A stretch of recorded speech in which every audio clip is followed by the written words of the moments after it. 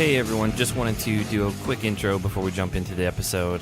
We always forget to record these intros. If you are new here, my name is Zach. I'm joined usually by my wife Hannah and my best friend Jake. You'll hear them in a minute. But before we get into the episode, we just wanted to thank Kailah for coming on, and we just thought it would be a cool way to get some perspective from someone who knows a lot of these people, but kind of get her take on some different situations that she wasn't a part of, but she knows. And so if you are new here, we typically put our recaps up the night of the premiere on MTV.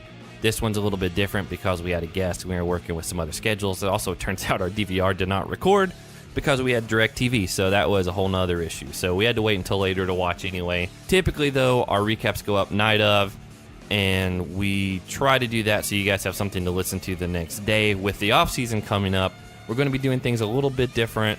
We'll be working through an old season. We'll also be doing some interviews and things like that during the off-season until the new season kicks off, which we don't have a premiere date for yet. So if you need more info on anything, we have a website, smashingheadspodcast.com. It has links to all of our social media. It has links to anywhere you can listen to us at, all that type of stuff. It also has links to our Patreon. We have a lot of fun with our patrons, and if that's something you want to check out, go ahead and patreon.com/smashingheadspodcast.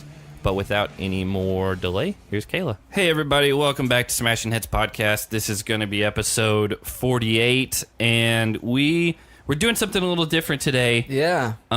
We've never done anything like this before, but we've wanted to talk with our guests for a while, but we wanted to do it in a way that was a little bit different than normal, and it just kind of worked out that we asked Kailah to watch the reunion with us, so we are joined by Kailah, and I'm going to let you say your own last name.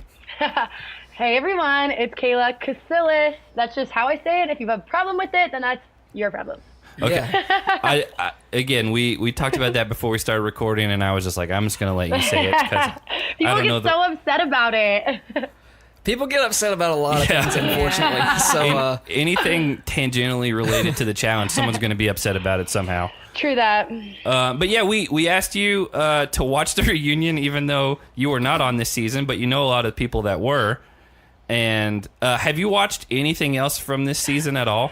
I actually have not. But I mean, I kind of know what happened just through knowing people and through seeing all the clips on Twitter and social media and all of that. So I didn't physically watch everything, but I kind of know what went down, and I'm a little filled in, and then I watched the reunion, so that kind of summed everything up. Did your DVR actually record the reunion? Yeah, it actually did. Okay, because anyone on DirecTV like us got completely screwed over because MTV was just blank all night long. So, super weird. Yeah, we had to watch it on the MTV app. But again, right off the bat, like we get into this reunion, and we're just going to kind of run through this kind of chronologically, and you can give your input whenever you want. You can jump in if you've got stories about stuff. But the weirdest thing about this whole reunion is that Lolo Jones was the co-host. That's what I said. So I saw that Lolo was co-hosting, and I went in my Forever Petty group chat with Jemmy and Marie, and I was like, Lolo, of all people, like, and I'm not hating on Lolo. I've never met her, but to me, that's really random. So the problem I think we all had when it leaked that she was part of the host, we thought she was the only host. And we were like, oh, this is going to be terrible. But, like, she did, what was it, Champs versus... Yeah, she did a Champs versus Stars and, like, or whatever it's called. And, like, even on that, because I watched those, like, she was just kind of a different personality. Yeah, and I know that people that watch Big Brother Celebrity Edition that she was on, they were like, she's weird. Yeah, no one liked her on Celebrity Big Brother. I didn't watch the season, but I heard a lot of people complaining about her. Yeah, one of our patrons is a huge Big Brother fan. He came over because of the Big Brother people, and he was like, I did not like her at all on Celebrity Big Brother. Well, even on that charity Champs versus Pros that she was on, like, I didn't like her on any of that. She was just, she was very awkward, but also she seemed to not have very good sportsmanship. I think that was a season before you were on, Kailah, like the one right before. Yeah, I didn't watch it, but I heard that she's a virgin, and it shows. I don't know if that's what it is. But she just, I don't know, it was a weird choice because it's not like she has like a hosting background, and it's not like she was like, oh, this is the most dynamic personality we've ever had on these shows. And it was just like, I get The Miz. The Miz is great. He's an entertainer. He's been doing this for years, but like... And not only that, but The Miz was on our show, you know, so that made sense. I thought it was kind of weird. One of the last reunions that I did, they had a different wrestler that was... Dolph Lundgren. Yeah. Dolph Lundgren's from Rocky IV. That's my best. I'm like, whatever, that's cool. He's a wrestler, so he has like, you know, stage personality and stuff. But I just feel like it's random. Like he's just hosting because he's friends with The Miz. It made sense for The Miz because he used to be on our show. Yeah. I don't know. They should get Theo Vaughn to do it sometime. That was my whole thing with The Miz being the host of the reunion shows. This reunion show that we watched last night was the first one we've ever actually sat down and watched.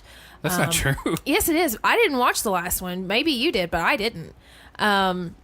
We did a podcast about the last season reunions.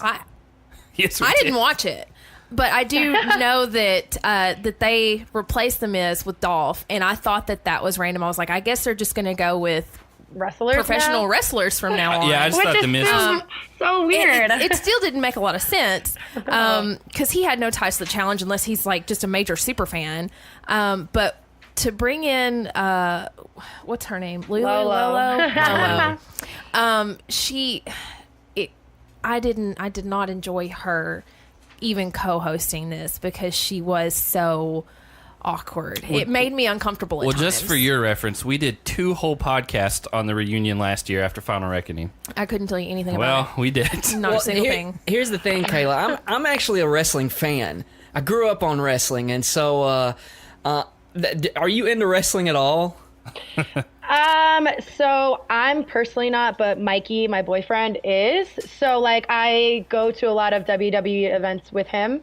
Yeah. So like I wouldn't say like it's me that's the fan, but I'm like a fan by default. All right, so if we were asking Mikey, because clearly like these wrestlers, right? Like they know how to cut promos and whatever else. Like, right. If it was up to Mikey and maybe you had some input, who would be like just a top-notch host for this, even though it doesn't make sense to bring a wrestler onto this? Oh, I don't know. He says all of these names to me of wrestlers, and I'm like, I don't even know who that is. That's I fine. just go and I drink beer and I eat like nachos and stuff, and then I just go home. We'll just say Braun Strowman. Okay, sounds good. No, yeah, it should be The Rock. No, Or The Rock. No. Oh, I thought we meant like current wrestlers. Yeah, That's what I meant. Yeah. Mikey is like the biggest The Rock fan of all time. Yeah. I am too, but more acting than wrestling. No, who should host? If it's somebody current, it should be. Isn't she related to The Rock some way? The real big lady that you like, Zach, so much. Nia Jax? I don't think she's probably a good host. She's just gigantic. Yeah, but she should do it. I think it would be funny. Well, that would be my pick. So Kailah, since you didn't watch this season, did you notice a handful of people that were on this season weren't actually at the reunion? Yeah, I did. I actually didn't notice that until like midway through, and then it made sense why Leroy walked out with Bananas and Bananas' partner. Yeah. I was like, oh, his partner's not there. That makes sense. So let's give you a little background on this that we discovered while watching this season. Leroy's partner was a girl named Shailene, which was from she was boring, right? Yeah, the Canadian Bachelor or something like that. She only lasted the first day. On that show. No, she was like one of the first people gone. How do they find these people? For 4 weeks. How do they find these people? I think they're like, oh, we don't have anyone from Canada. Let's bring in someone. The girl who got kicked off first on BB Canada. Like what? Yeah, so we went and like when the challenge released all the names of the new people, we go follow them on Instagram and Twitter and all that, and she had like 1,100 followers, and I was like, is this the right account? I was like, this doesn't seem real, but she was on the show. She probably lasted maybe like 4 weeks or so. And one of the nights, like the night before she like went into an elimination, you know, they go out and like film at the bars and all that. Mm-hmm. Well, the storyline had nothing to do with her. They didn't talk to her. They barely even showed her. And then we found out later from her Instagram that was her birthday night, and no one mentioned it. It never made the storyline on TV. No one cared. They didn't even show her on the show. Yeah, like they were just like, oh, it's her birthday. Who cares? We're not even going to put it in the final edit. And so now Now it's my mission. I'm determined to give this girl the birthday bash she deserves. Oh my God. I am. I'm determined. I mean, Kailah, has anybody ever not given you the proper birthday bash? That is a weirdly phrased question. I mean, I don't know. Yeah, I don't know how you answer that. Am I supposed to pick a specific person for that answer? I don't know. I think you could literally pick anyone. Did I word that weird? Yeah, you're like, how'd I word it? You worded it in a way to where basically she could say anyone who's never given her a birthday present. No, I just mean, like, has there been a year that's come and gone where, like, you just didn't get the proper birthday celebration? Doesn't matter. Am I asking that right now? No. Just pick Not the Miz. really. You should just leave it. The Miz has never given you a birthday. But Jake, I do think that you are alone in your quest to give Shaylin a birthday celebration. Maybe I am. I mean, it was weird that Leroy was the only like 3-person group to come out, but like also CT wasn't there. Yeah. I didn't even notice. Home. CT was gone. Natalie Nagrati or whatever wasn't there. The twins weren't there. Neither of the twins Whichever were there. twin made the show. JP, the Brazilian guy who was teammates with Natalie, wasn't there. You know what I found out about that JP guy, and it all kind of like makes sense, is that he, I guess, was like a really, really diehard like Vevmo challenge fan from his country. Wow. Okay. Yeah, and that's I guess he had his manager or something reach out, and that's how he ended up getting on. And I thought that was interesting. So that's how. Oh, another one was that Alon guy. But actually, this past week, someone on Reddit posted in like a throwaway account like, "Hey, I'm a pretty big reality star in my country. This is a fake account, but what do I need to do to get on the show?" And like, I guess that's a strategy now. I don't know. It worked for JP apparently. Yeah. And the other guy that wasn't there was Tinder Chase. Yeah. Oh yeah. The guy that was trying to hook up with Nani to begin with. There was yeah. There was a guy from The Bachelor that day one fell in love with Nani and then got upset that she was not with him at all times, and so I coined him Tinder Chase. He was on the wrong show for sure. 100%. That's funny. Yeah, I think they're really random how they cast these people, and honestly, in the back of my head, I'm always like, where do they find this guy? Like, how did they get here? Well, this season was half completely new people, so it was from all over. Like, think about like Turbo. Like, I have no problem with the fact that he doesn't speak very good English, but like, how did that happen? Like, he doesn't even. I don't know. It just doesn't make sense to me. Like, does his manager speak English? He won Survivor Turkey, and then he won like the Celebrity Survivor Turkey or something like that. And so, still, very random. Still, I guess because it was an international War of the Worlds, and they're like, oh, we basically only have British and the U.S., so we need to reach out a little bit more. The good thing about a lot of these new people that came on was that I think we actually got like a good group of like competitors going forward now. It seems like it. Yeah. Yeah, I had so much fun watching Bear. My God, he's a lunatic, funny. but yeah, it was good hilarious. TV. Yeah, it was great TV. I think they really hit with him. I think he seems fun. I feel like I would like him, and I feel like I would laugh at him and his like stupidness. You know? Yeah. I wouldn't be like a ninja who's like so like square where you're like, I can't laugh. Lighten up. But there was like, you didn't watch this season, but there was a lot of times where he's one of those guys that like, he's trying to like push your buttons and get under your skin. And I mean, it's a competitive show. I get it from his side to an extent. But also, I commend him for this season because when you go on the challenge, it seems like the competitors get kind of sucked into that reality, and it seemed like Bear was one of the few people that it did not seem to affect him. He knew in the back of his mind that this was for television, and I think that a lot of the things that he said and did were because he knew that the cameras were watching, and he's like, oh, this is going to be great. Well, I don't know if you know this, Kailah, but Bear is like a big name in the UK. Like, he's bigger than Kyle and all those other people. Like, yeah. He's like 1 point whatever million followers on Instagram and all that. And so the rumor was before the season, he got like a 6-figure I know. appearance fee, even if you don't do well. Yeah, I don't want to talk about it. Yeah, a lot of people were upset about that. Yeah, I mean, I think a lot of those, going back to what you were saying about him doing things for the camera, I've come to realize that in the UK, reality TV is way bigger there than it is even here. And I feel like that affects all of their reality stars, and they're just better at it than we are. They know that it's fake, you know, and that's kind of like why they're so good at making TV. Yeah, I mean, honestly, all of the UK people were like really good, like, quote, just TV people. Like, not even, like, not necessarily just competitors, but like they were good on camera. They gave good interviews. They just don't take it as seriously as we do, you know? And I think that's cool. I think it's more fun that way. It's a more fun environment for not only living in the house, but for watching, because it's not everyone's so like uptight about like everything, you know? Yeah. Going back to you, like before you came on the challenge, did you ever watch it beforehand? Yeah, I did growing up. I wasn't like a diehard or anything. I remember watching The Real World a lot. Yeah. The challenge, I watched it here and there, but nothing too crazy.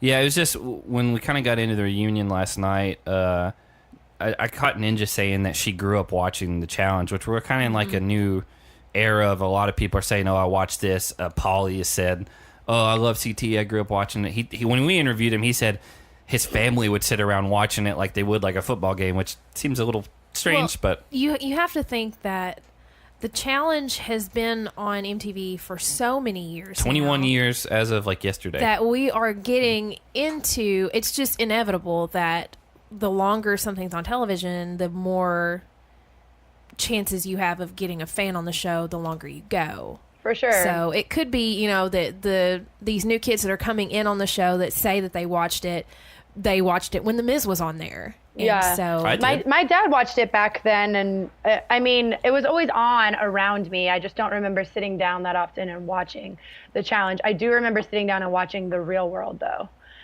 Do you have a favorite Real World season? I actually loved Marie's season, which is weird to say now because she's like my best friend. But I always was jealous that they got to work at that like aquarium thing that they worked at. They were St. Thomas, right? Yeah. And they like lived on an island, and it just seemed so cool, like growing up being like, oh, that'd be so cool to like play with those animals at the water park or whatever they worked at. I loved that season. And that was around the time that I was like diehard watching and Jemmy's season was actually really good too. Yeah, I like her that at New night. Orleans. Yeah, that was a really good one, and I remember watching every single episode of that. And Preston and yeah, that was a great season. I forgot some of the other ones, but yeah, I liked that season. We kind of stopped watching The Real World probably around. I never saw Marie's season, so probably around that time. Mm-hmm. But like any of those before that, like the one with Wes and Austin, and then like Cohutta and them in Australia, we watched all those. Yeah, I was a little young for that. My dad watched all of that, though. So you're 26? Yeah, 26. All right, I have it in front of me. I just wanted to make sure that was correct. Getting old. Yeah, I mean, I'm 30. Jake's 28. I'm nervous about 30. Yeah, me too, dude. Me too. And Hannah is 23, almost 24. Why are you questioning? Well, because it's like 2 weeks from you now. put a question mark at the end. Yeah, she's younger than you. Damn. I know I'm younger than everybody, and Zach's older than everybody, but nobody knows. Nobody around us really realizes that there's like a 6.5, 7 year age gap. Yeah, true. I was 22 when I went on Real World, so I was your age. Super weird to think that. Yeah. So how was your season? Like that's one that I didn't see, if I'm being honest. And so I know it's go big or go home, but I have no idea what that means. So pretty much what it was they gave us like missions every week, which so kind of like road rules. Yeah, okay. Kind of. So like if you didn't do it, then you got sent home. Everyone did all the missions because it was nothing crazy. My season was not that good, and the people were really weird, but I was happy that we had that twist because it gave me the experience to do cool shit, you know, that I would have never done before, like fly fighter jets and jump out of hot air balloons and do all sorts of crazy shit. So that made it worth it. A heart attack doing that. Yeah, it was cool. It was really, really cool. But everything else is weird. I'm trying to see if there's anybody else that made it to the chat. Oh, Ammo. I guess Ammo made it from there. Yep, he did Dirty 30. Yeah, he's in Nashville. We're like 2 hours away from him. I know he's living around here. Oh, yeah. I love that area. Would he ever come back on the challenge, do you think? Oh, for sure. I just don't think he's gotten a call. I think. Well, he's doing some like scripted like drama about. I don't really know what it's about. I know it's focused on like gay and queer people and their lives, and I don't know specifically what it's about. But he said he's glad to be returning to TV, but not in a reality sense. It's a dramatic role. He's an actor, I guess, now. Oh, cool. He's always up to something. I can't keep up. Yeah, he's one that kind of surprised us because we didn't watch that season. He came in and then he took out Tony. Was it in that elimination? Jordan. Was it Jordan? Yeah, that was. Wait, no, it was Tony. Jordan took him out. Yeah, I knew it was. I thought it was Tony, but again, all these eliminations run together. I know they're running together, but yeah, he did take out Tony, and then he got taken out by Jordan. But he put up a good fight against Jordan. Yeah, he surprised us. I remember that. Mm-hmm. So let's kind of jump back into the reunion. Again, the Miz right away kind of went really hard after Hunter. Like there was no warning. Yeah, he was just like, "Hey, why'd you quit? Why do you always quit? Why are you doing this?" He said something like, "Are you not cut out for this?" Yeah. Like, whoa, aggressive. Yeah, I don't know if the Miz watches or if these are just like questions. Do you have any insight on that? Do they actually watch, or are they just giving questions? I have absolutely no idea. I would assume that if it were between like him and TJ watching, the Miz probably watches and TJ probably doesn't. Yeah, I feel like TJ gets in there and does his stuff No. and goes away. Yeah. Yeah, TJ's probably right down the road from you, right? He's in Vegas. Yeah, I see him out every once in a while. Do you know Brandon Nelson? I know of him, but I don't know him, and if I saw him out, I wouldn't know it was him. Well, he was one of our first interviews. Like he was a little bit before you came on from the challenge. I knew you were friends with Leroy, and he's close with Leroy. His first season was Cara Maria's first season, right? Yeah, Fresh Meat 2. Is he the one that quit because he missed his girlfriend? No, that's different Brandon. Different Brandon. That's a completely different Brandon. Okay. No, this is a black guy. He's got a real big beard. He didn't when he was on the challenge, though. Yeah. Actually, when we interviewed him, Leroy called him in the middle of it and was kind of on the podcast for like 20 seconds because he called into the middle of it. But he's doing like some food truck thing or something in Vegas. He's still around there. Oh, I love food trucks. Yeah, he's a really awesome guy. I just didn't know if you knew him because again, he's still pretty close with Leroy. He does want to make a comeback. Yeah, he would like to come back. I know that. It's just one of those things. It's been a while. Yeah, like when you're out of the game for a while, come back. Yeah. So, did you know Gus at all going into this one? From Floribama? Yeah. I've watched a few episodes of Floribama, and I can't get through them. Yeah, we haven't watched it. Like, I don't think any of us have ever seen an episode of it. I'm offended by that show because they've gotten like so many seasons. Like, oh, we got to sign for another 2 seasons, and they're getting all this money, and the show sucks. It's like, weird. It is so boring. It even looks weird. Like it has a weird like look to it, editing wise, and like the quality of the picture. It's just weird looking. I've never actually seen the show, but I was on Twitter. I think it was the middle of this last season that they were like showing weekly, and there was a clip of one of the girls there that was making out. With an old lady. With the old lady. Yeah. I know. Like the thing was when the clip first started, she was like. By the way, Hannah's covering her eyes while she's saying this. They were like holding each other and swaying back and forth, and I was like, "Oh, she's drunk at the bar, and her mom is trying to help her feel better." And then they started making out, and there was tongue, and I was like, "Oh my god!" It was like a long sexual kiss too. I got so sick to my stomach. Like they were both into it, and it's not like the like. It's not like there's an issue with 2 girls kissing. It was the fact that she was like 25 and the other one was like 55. It was so gross. I know. I'm pretty sure I retweeted and said something about it right when I saw that. I was like, oh, sick. What? My eyes. Do we know what brought that on? It's the show. They don't have anything else going on. So we just have to find some random middle-aged woman. Yeah, this is how they make TV, is going out and making out with old people. So you're from Florida, right? Yeah, they should put me on that freaking show. Does that offend you? Yes, I'm offended. But it says Fort Myers, like that's the bottom of Florida. Like that's not up near. I'm from West Palm Beach. Then this Wikipedia is wrong then. Well, that Wikipedia is sort of right because I went to college in Fort Myers, but I don't like to claim it because that place sucks. Oh, did you go to Florida Gulf Coast? Yeah, I did. Oh, yeah. I remember them from like the March Madness a few years ago. They were just dunking on everybody. Yes, that's when that was my claim to fame at the time. I wrote a sports article for the New York Post and it got published. That's awesome. Woo, go me. And then, I felt smart. They kind of came out of, I went to MTSU, so it's another like mid-major school, but they kind of came out of nowhere that year in the tournament. Yeah, it was a fun year to go to that college. Yeah. So we the reason I brought Gus up was he looked different in this reunion than he did on the show. To me, he looked like he was trying really hard to be like Wham era George Michael, like with the one earring, and like I don't know, it was just this. I mean, he was going for it. You got to give him that. He tried. Like I said, I didn't really watch the season, so I don't remember what he looked like. But that's what he usually looks like on Floribama, I think. Really? He did not look like that. Oh, maybe we need to watch.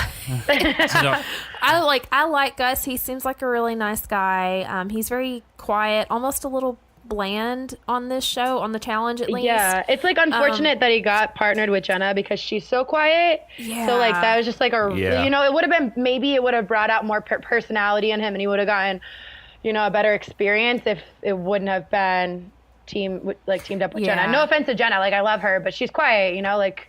I love Jenna so much. She's probably one of my absolute favorite people of all time on the challenge. But I will say she and Gus paired together was not good. Like the equivalent of baked chicken seasoned with salt. Yes, exactly. I know what you mean. Yeah, apparently he was like one of the finalists for this upcoming season, and then like they cut him at the last minute and replaced him with CT. Like as like everyone was flying out. I mean that sucks for him, but we would rather see CT. Especially because CT's kind of been like MIA and like saying he's getting back in shape. Who knows what that is? But he wasn't on the reunion, so we haven't seen him in a while.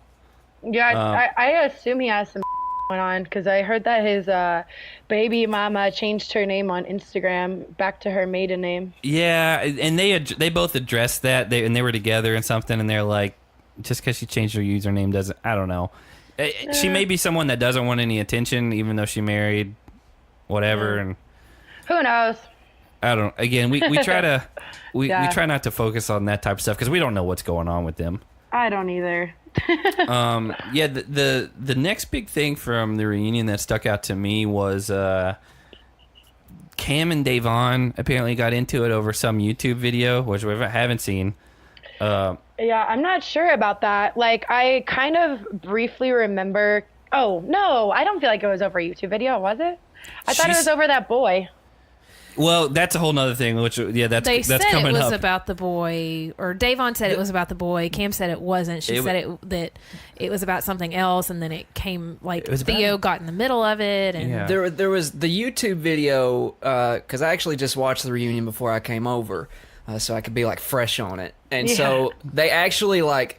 The YouTube video was brought up in regards to the Amanda being taped up. No, but they brought up her YouTube recaps, I promise, earlier. Yeah, but they specifically called out a video that she had. This was in regards to Theo kind of coming in the middle, and Davon. Like as I was watching this, I just kind of looked at myself when it was over. Asked myself, I was just like, what exactly happened here? And I guess I still don't know. Well, I think was this the time that they said we agreed we're not going to talk about this. Or that may have been somebody else. There was a lot of stuff that happened. They called out Davon and her YouTube channel like 2 or 3 separate times. Davon's getting herself in trouble on that YouTube. I know they may not call her back for that. Well, she got told by production at one time she had to stop doing episode recaps.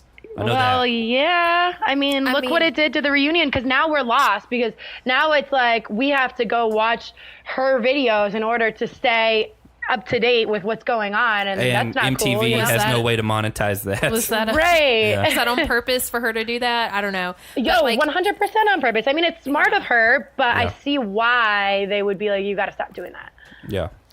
it just it didn't make any sense. But they didn't give us much backstory on like Cam and her or anything. So like if you didn't watch the videos, and we have no idea what's going on. And well, guess what? None of us here have. Yeah. No, I didn't. I don't take the time to do that.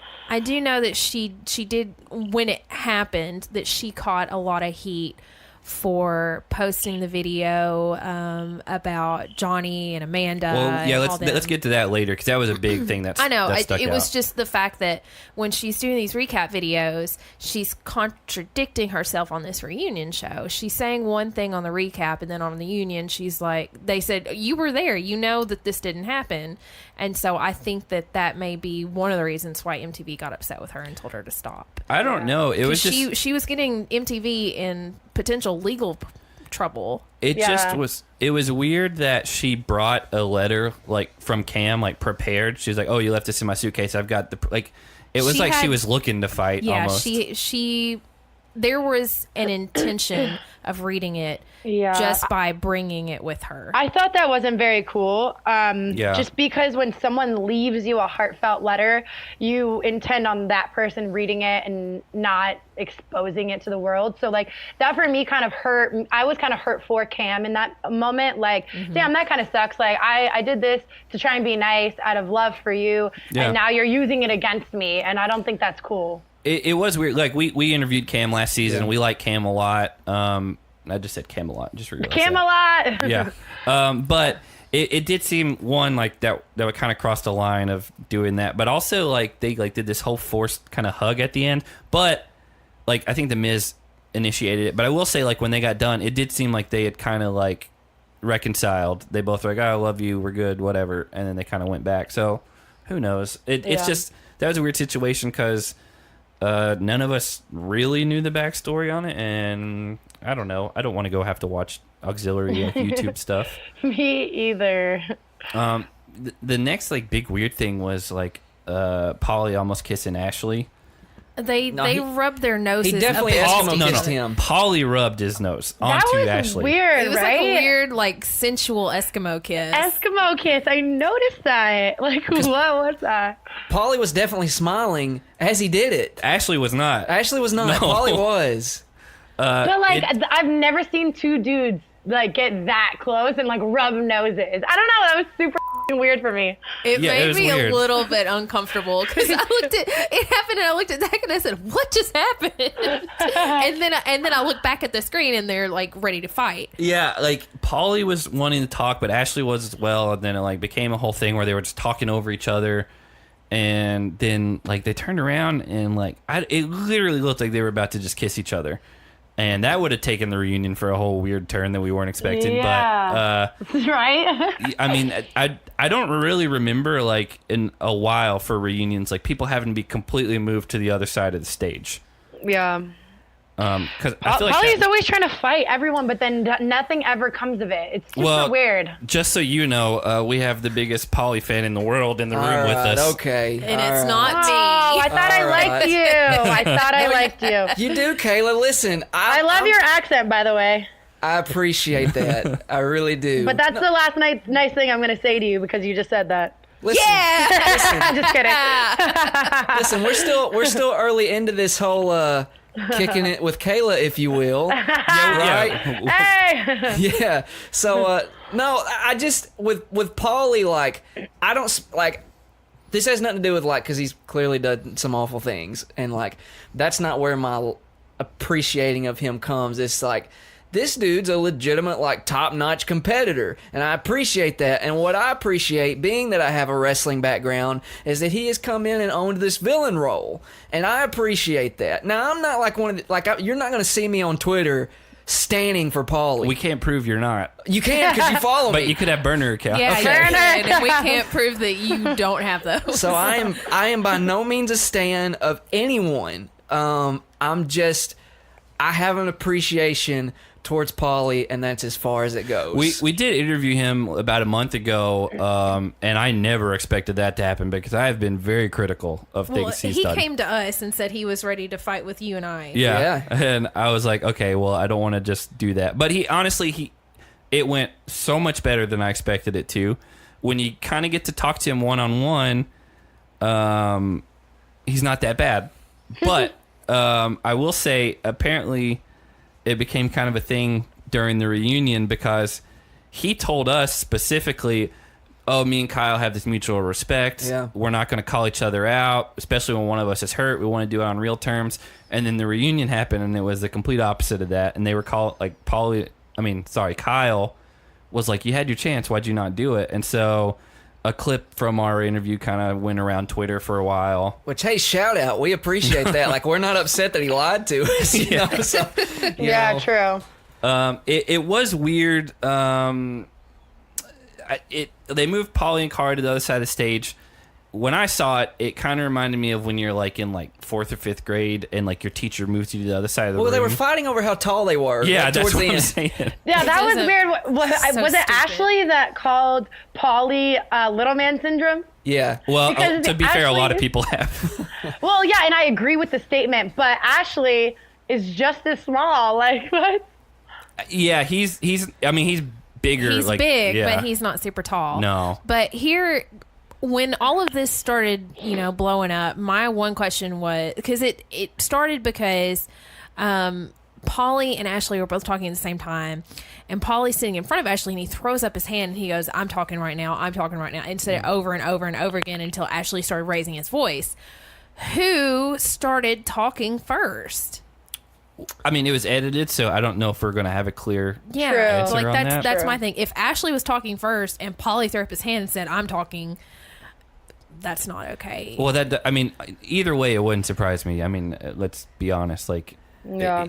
Who knows? Not these things go for like. Seen. How long were your reunions? Like, I've heard this one went for like 12 hours. Oh, yeah, that's usually how long they are, maybe more. Wow. How do you sit there for 12 hours? Do you remember the one that was inside of like the money vault? The one where I got into a big fight with Cara? Yeah. I think, yeah. Whatever.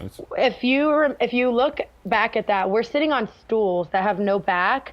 And we were there for like something crazy, like 15 hours. By the end of it, I was like about to cry because my back hurt so bad. I ended up going to sit in the audience during breaks. Like, it's like, can someone trade me seats, please, for like 5 minutes? My lower back was killing me. Yeah. Like, it's crazy how long you're there. Was that the one where like TJ was there and like that they had like Tony's fiance there? Yeah. Or whatever she was at the time, I guess girlfriend. I remember that one. Yeah, those are, it's a pain. I mean, it's crazy because it's just the challenge ones that take forever, because I just did one for Lohan Beach House and I was warning everyone. I was like, by the way, I have to blame you because of you, I had to watch Lohan Beach House. And I'm sorry. I did not appreciate that. I know. Don't even get me started on that. But reunion-wise, I was like warning everyone that I was with, we're going to be here for a long time. Everyone just like be aware of that, whatever. And I was in and out of there in like 3 hours. I was like, oh, what the why did the challenge ones take 13 hours? It's so crazy. What are you doing there for 13 hours? Lots of waiting around, lots of everyone, like, honestly, I have no idea. I don't know. I guess because there's so many people. Yeah, there's a lot more people than that were on like Lohan Beach House. It's like 3 times the cast. There's more people, but it's like, let's just get this over with. Like, ugh. Well, it's like that's why everyone's like drunk all the time, and like everyone does so much Adderall before we go, because it's like that's the only way to stay aware. Well, like, apparently, we can't verify this.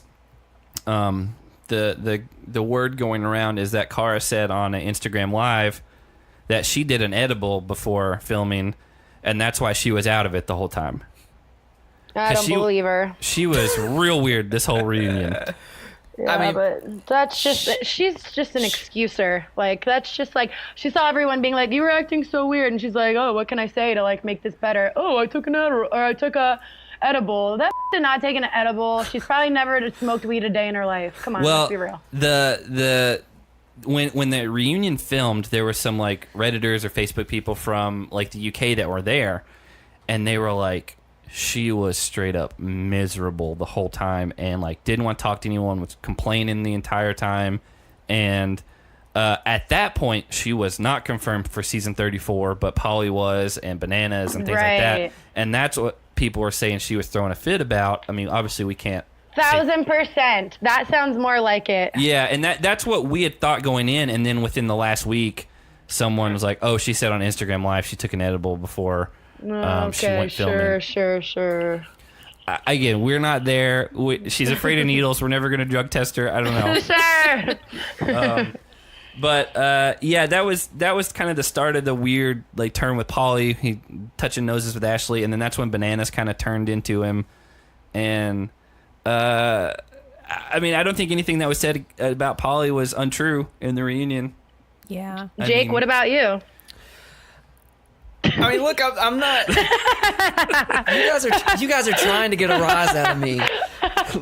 Listen, I don't think any of that stuff is false about him. I think, he comes on our podcast and we agreed, right? Like that he came off as like real self-aware of like what he did in the house. But then it's, and I'm not put off by it. I'm not offended. Like, because to an extent, right, on reality television, you have to make yourself like watchable. You have to. Otherwise, you don't get callbacks. Also, by the way, our interview was recorded after they filmed the reunion. Yeah.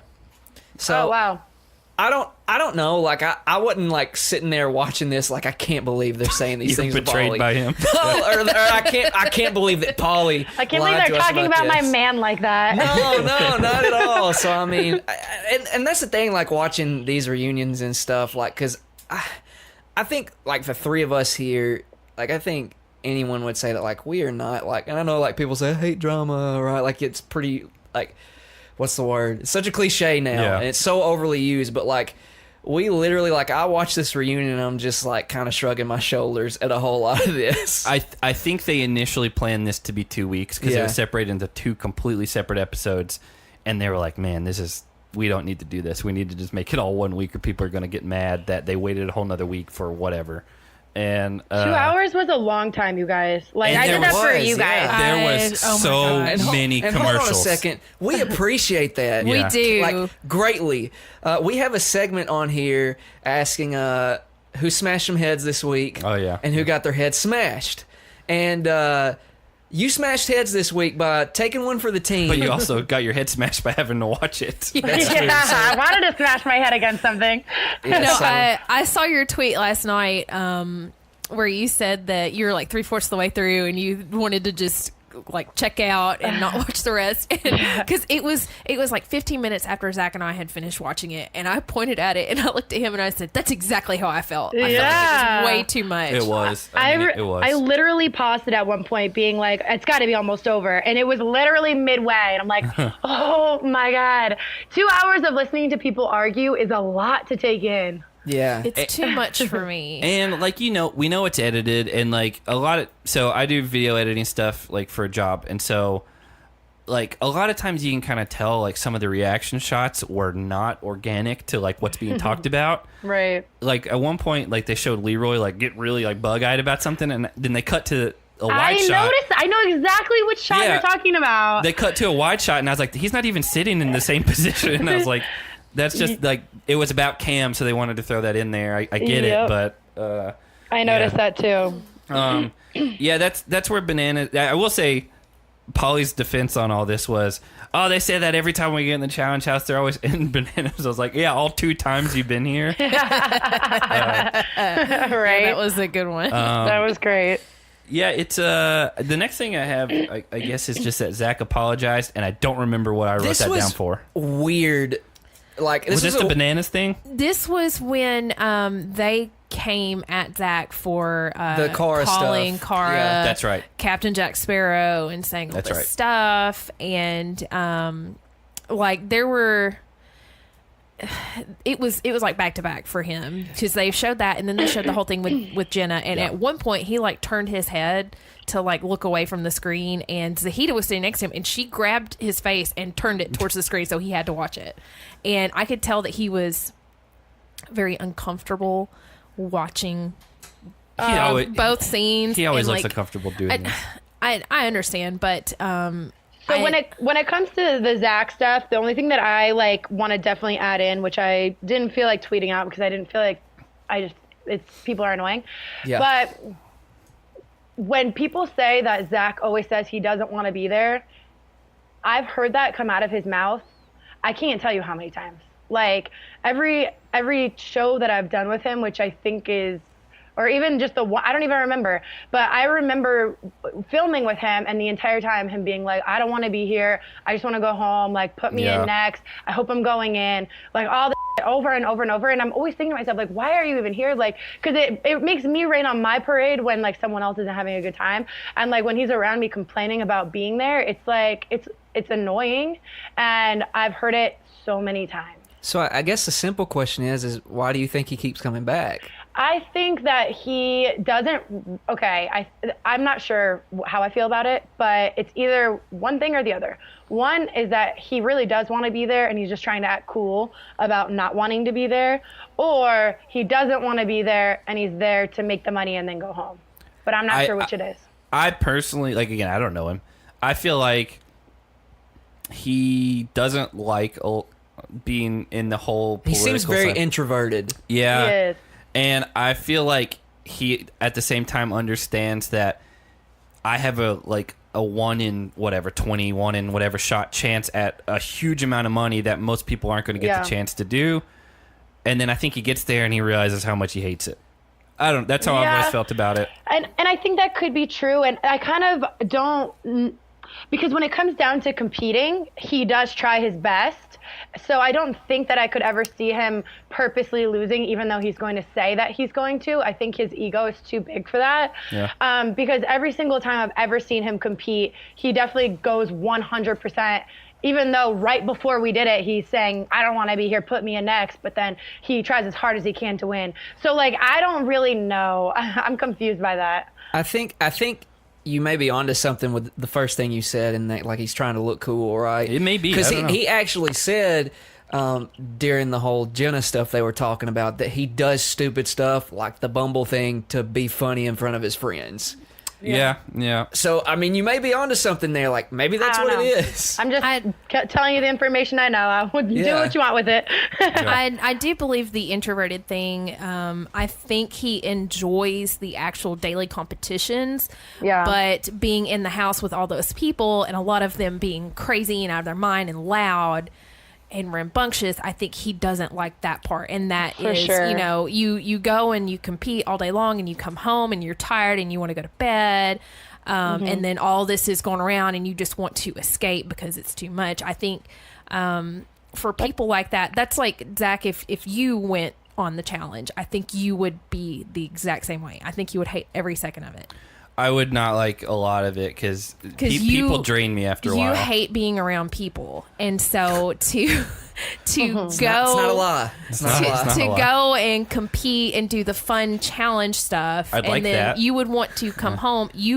And it's like this. Anytime we go anywhere, like if we go bowling with all our friends, we'll have fun, and then when we come home, you're like, I want to go downstairs. I want to sit on the couch and not be around anybody. You're a recluse. You won't even talk to us. And so I think it drains me. I think Zach might be a lot like you, Zach, where maybe all Zachs are like that. Yeah, maybe. Maybe we're onto something. He needs that solitary time, and when you're in a house that is being recorded 24/7, you don't get that. Well, and I think it can be just overbearing. I think you could be right about that. Because when we're in the house, he just sleeps all day. He doesn't do anything. Like, see, that's very different than his first season where he came in with Frank and they were running around in Speedos and really drunk all the time. Yeah, and I mean, he's definitely a different person now. That was 7 years ago or something like that. Yeah, he's not much of a drinker now, and he sleeps and works out, and that's pretty much it whenever we're there. Yeah, but, I mean, again, him and Jenna both are kind of like the recluses from the show. It seems like they don't do a lot of interviews. They're not very active on social media. Like, they kind of keep to themselves. I don't think she might have done Challenge Mania, but I don't think he's done anything like that. She did it once, yeah. With Camilla, the time that when they left, Camilla stole a bunch of stuff. That was not her. That was Barstool stuff. Oh. Yeah. Yeah. That was different. Yeah. Yeah, that was the apology thing, though, was to Cara. And I will say, I think it was right of him to apologize for that. Because, I mean, it's one thing to be upset with someone and to think that there was someone that's not good for them, but to, like, they're supposed to be, like, sort of friends, and then to say all those really, really mean things, I think it was a little bit uncalled for. So it was good of him to apologize, for sure. In his defense, and maybe it's not a good thing to defend because it's like whatever. But the boys are just like that in the house. Like they just pick on everyone. So like for them to air him talking about Cara like that is weird because they talk about all of us like that. And I'm not saying that that's right, but also that's just kind of the culture of the house. Well, so speaking on that, like we've gone back and watched some seasons from like 10 years ago and so, and it is almost very uncomfortable to like see the way that just even like the everyday like language that people use.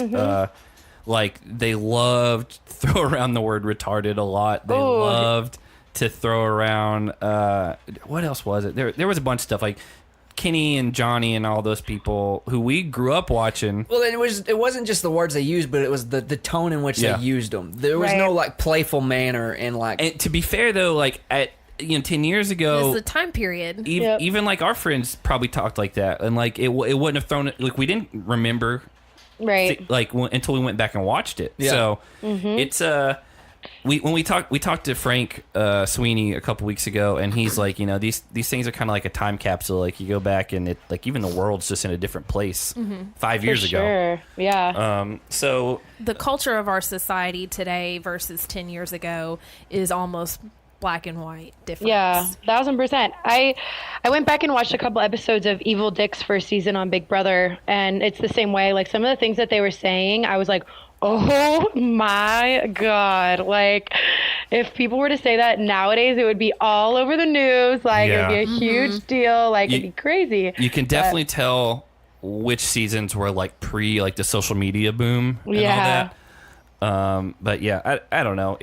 It's interesting how you mentioned how like so obviously with the editing like they kind of pinpointed Zach saying about all that stuff about Cara because we talked to Wes a few weeks ago and you at least it seems with the editing right like the bullying aspect of it because that's almost what it was going back and watching 10 years ago. There's a real like gigantic like bullying aspect to it. Like it wasn't just the mind games, like it was legitimate bullying. And he kind of mentioned how like no, that still kind of goes on to an extent in these houses, but I guess and you just kind of mentioned that too, and I guess basically what's happening is they're just kind of editing it out now. Yeah, I mean, it's just kind of how it is. I would say the best way to put it is a lot of the time the boys, like, they tease us, like, as if we're their, like, sisters or something, And, like, they have boy time in their rooms where they're bored and they just talk about all the girls, like that's just how it is, and that's what I've gotten used to. And I'm not saying that that's right, but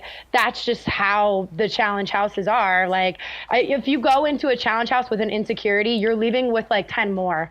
Like the boys like really pick out everything bad about you. Well, like that's just I don't know. I didn't think it was that bad what Zach said because I've been there and I know how they talk about everyone, Well, and you obviously know these people much better than we do. Like, is it fair to say that, like, with something like that Zach said, like, there's no, like, and I could be totally wrong and you can tell me that, but, like, is it fair to say that there's, like, when you hear that kind of stuff, that, like, there's no ill will or, like, ill intent, No, definitely not.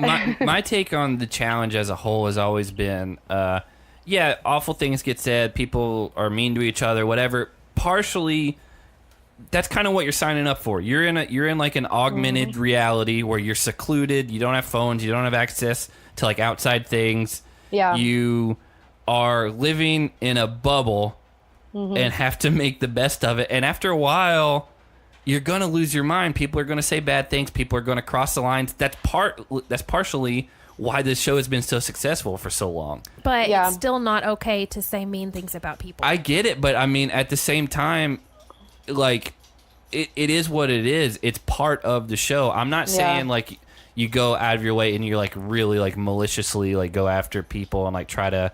We've had people that have crossed lines, like gone after family members and things like that. Most of the time it's out of boredom. Yeah. To be honest, either that or alcohol. I don't feel like a lot of the time it's people, being just horribly mean to each other for no reason. It's just, I don't know. It's different when you've lived it. I think. And then when you watch it back, like what I saw that Zach said about Cara, like they all were like kind of chuckling about it after, you know, he said it and they're like, ha ha ha, like everyone whatever. in that room thought it was hilarious. Yeah, it's funny. Like you just have to take it with a grain of salt, because I'm sure that they've said the same thing about every other girl in the house, like something mean, and that's just how it is, you know. You make fun of each other. It's just like brothers and sisters. You live with each other all day. You're gonna have something bad to say. And I think like here's where I think a lot of the problem lies, and this kind of pours into and I don't know if this is what you had up next on your little list there, Zach, but the Wes and Davon. That was my. That next wasn't thing. my next thing. That was my next thing. But here's my thing. So there was this. It got real emotional there, especially for Davon, which she's new. We can go ahead and get into that and jump back. That's fine. She's new. It's her second season, but I think part of the problem is, so to you guys, like this stuff that's said is just commonplace because you understand that like these people don't mean any ill will towards me, right? And you have these fans, stans, whatever you want to call them, and I always feel like I have to preface myself. We don't have a problem with these people, right? Like, I have a problem with some of them for sure. I'll speak for me. Like I don't have any problem with these people. I don't know them. I don't care. But the fact is that like people take like things that are said, so like, and look, I don't keep up with the Twitter drama between these guys, right? Like supposedly Davon said, "I'll sick my boys on you" or whatever. Like I don't know. But people took it. Wes fans, and we love Wes. We've got to talk to him. Like took it and ran with it, and we're like DMing, mentioning Davon about how terrible of a mother she is, like all this stuff. And I think that's what makes this such a huge problem, is like these and Stans in particular, like take everything so personal, more than you guys do even. Like I think it's crazy that they bleed it into our regular lives. Like I knew that like a lot of people hate Amanda, but for people to be calling her work or calling Davon's work, it's like, I'm scared, like, if I start picking up bartending shifts somewhere and I let people know, like, are they going to start, like, calling my work or writing, like, reviews? Like, you know what I mean? So it's like now I have to be, like, super private about the things that I do because, like, I don't know what random people are going to do, and it's going to make me look bad in my regular life that has absolutely nothing to do with reality TV. Yeah, it's and again, that's what I'm saying. Like, I do have a problem with some of these people. Like, I get passionate fans. That's one thing. I get people who love certain cast members, but the people that to me took what Wes said and said, "Oh, you're being racist with that." I didn't get that personally from what he said. The people who then in turn from Wes's side said, "Oh," and directing racist statements at Davon. It's obviously crazy. Those people are insane. But like that is the side of this show that we do not like at all, because we followed, challenge people, like, maybe favorite people that we liked, but we were not integrated into the like heavy fandom side of it until we started this podcast, and it is a nightmare. And let me be clear, because again, like, it's like, all right, when we announced we were having you on, right? Like, I mean, we got people commenting like, "Oh, good, you'll have somebody that's hating Cara right along with you." And it's like, but we've never said that. Like, we've always said, like, we don't understand why she's kind of like turned the way she has, but we've never said we hate Cara. We don't hate Cara, but all these people take it and run with it. And like, I have to be clear, like, there's nothing wrong with being a fan. Like, there's nothing wrong with watching this show and being a fan of Kailah. There's nothing wrong with it. But when you take it and you have to start belittling other people, you have to start demeaning other people. And, like, I mean, you do, like, it. You have your own stands, right? Like, you certainly wouldn't advise, like, any of your stands to, like, attack people. Hell over, like, no. any of this stuff. Yeah, it's crazy. How does that feel from your side when you see, like, people with like your picture or like your name in the whatever, like, and then you see them belittle someone on Twitter over something that you could care less about? It's definitely weird, and that actually brings to mind one time someone with my picture commented something mean to Devin, and Devin wrote back and was like, "It's so weird that you're like," talking to the person, he was like, "It's so weird that you're writing me this with my friend's picture as your profile picture. Yeah. Like, Devin is my friend, you know? Devin and like is our friend. You know, like, I like, we are so cool. And for a person to attack him with my picture is super weird. It's like, I don't know. I don't think I'll ever understand it. And I try not to get involved, and I don't like when my I know it sounds weird, but like my fans to attack other people or anything. It's like, you can still be nice to other people and still like me. Even if I don't like someone, say I don't like Cara, like they don't have to go attack Cara. Like, I don't want that for her either, because at the end of the day, we're all in this together. Like, we're all reality TV personalities, and it sucks sometimes to have people attacking you, you know, like... I know. I can't imagine what you like. Just the amount of like stuff on the daily you guys deal with. Here is my thing. Every day, because I've crazy. Like, I just posted a picture on Instagram today, and some girl's like, "You look so cheap. It looks like you shop at Forever 21." First of all, Forever 21 has cute clothes. Second of all, like, shut the up. Like, why do you care? Like, why even go out of your way to say that? It's super weird. What got me, and it hit me really, really hard last night, and it hit me hard again when this came up. I was waiting to get to this topic between Davon and Wes. The 2 seasons that Davon has been on, the first season didn't really care for her much at all. This season, I really warmed up to her. She grew on me. I liked her, but there are times when I don't, like, I'm not just crazy about her, because she'll be a little bit hypocritical, or she'll contradict herself, like with the YouTube videos, or like the stuff. letter with and the letter, I didn't appreciate that, but I understand that she was upset with Wes for what he said to Jenna. That makes sense. I understand, but also they were in the middle of an elimination. You can't really take it to heart. Oh, the knee thing. Yes. Yeah, gotcha. That is its I'm own... lost. What do you think? In an elimination, Wes told Jenna and Davon were going against each other, and Wes said something along the lines of, knee her in the face. Yeah, put your knee on her head or something like that. And Davon got really mad about that. Yeah. And Typical I understand getting upset about that, but also you're in the game. He just really wanted Jenna to win. That was the thing. But that is its own separate thing. The fact that Davon came at Wes and blamed him for the things that these people on Twitter were saying to her, calling her racial slurs. Yeah, that kind of sucked, because I don't think he wanted that for her, you know? Like, no. And here's my thing. I hate Twitter so much, because, like, if you are fully white, you don't get to say anything. I have been called racial slurs. I know what it's like to be called those kind of things, and it's very hard to hear. It is very hard for people that don't really know you to call you things because you have a different skin tone. My mom is brown. My dad is white. I understand what that's like. So when she started crying because people were calling her the N-word, I felt that. I know what that's like. But, I mean, this is why I hate so much everything about the challenge Twitter. It is so toxic. It is so evil in its own way. And I hate that, you know, just because we want to be a part of the challenge and we want to have our podcast, we have to interact with people.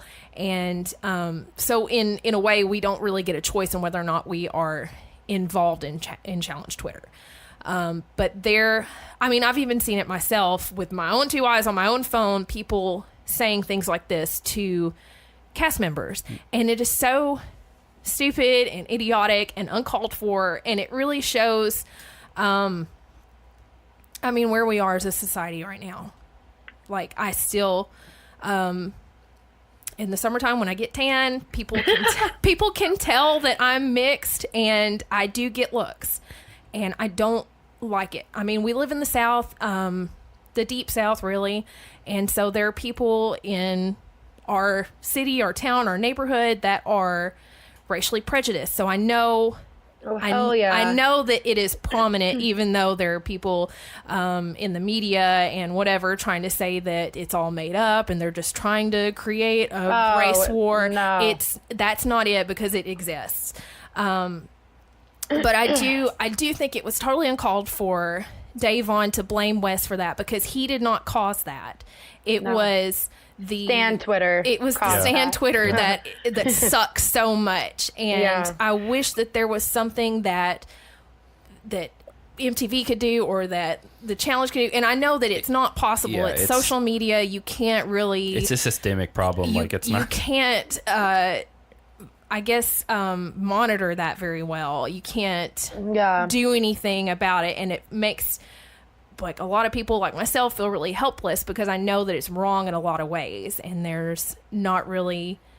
I feel completely helpless, because I know that not even just the racially thing, like I see people attack cast members' character when they, like, you don't know them personally. They may be playing a character on TV just to get more, screen time. And I understand that. You want to add more dynamic to the show. You want to bring up the ratings and the views and stuff. But that may not be who they are as a person at home. And so it's different. And I really hate when they call your work and try to get you fired like they did to Amanda. Like, I may not be her biggest fan, but I was so mad when that happened. And then recently on Facebook, there was a petition that they were signing and sending to each other to get her fired from the challenge, so that they would never call her back again. And what's so crazy is, like, okay, so you have the people signing the stupid petition to not get her recast, but then you're also calling her work. So, like, what is she supposed to do? Like, so she doesn't have a job on the challenge, and now you're trying to get her fired from her real job too? For what? Over what? Yeah, because that doesn't make it's so f***ed up. Yeah, that's the side that like we really just.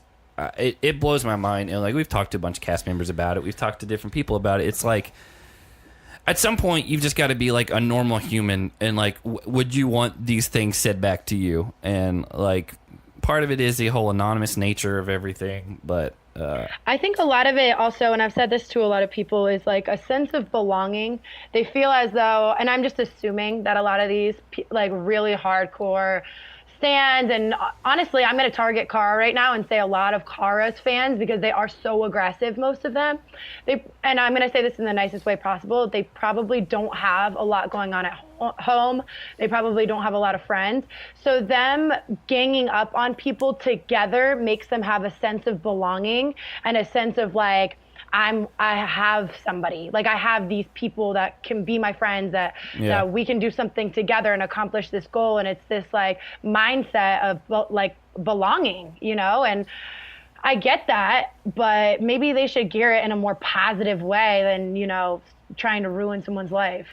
Yeah, 100%. Like you're not going to get any argument from us. Like, it's, I don't know. We have to be careful about, because when we started this podcast, we probably did like, hey, these are our top 5 females, males, whatever. And we have made a turn on Cara, just like from a personality standpoint. Like, oh, like she's just not one of our favorites. It was funny because in our interview with Marie, which was our second interview we did after Brandon Nelson, Zach made the comment that, what was it, like, if I make a turn where I'm a fan of you over Cara, like, at the time we didn't really like Marie very much because we didn't know her very well, and I made fun of her on Twitter, and then she thought it was funny, and I was like, hey, do you want to come on our podcast? And she's like, sure.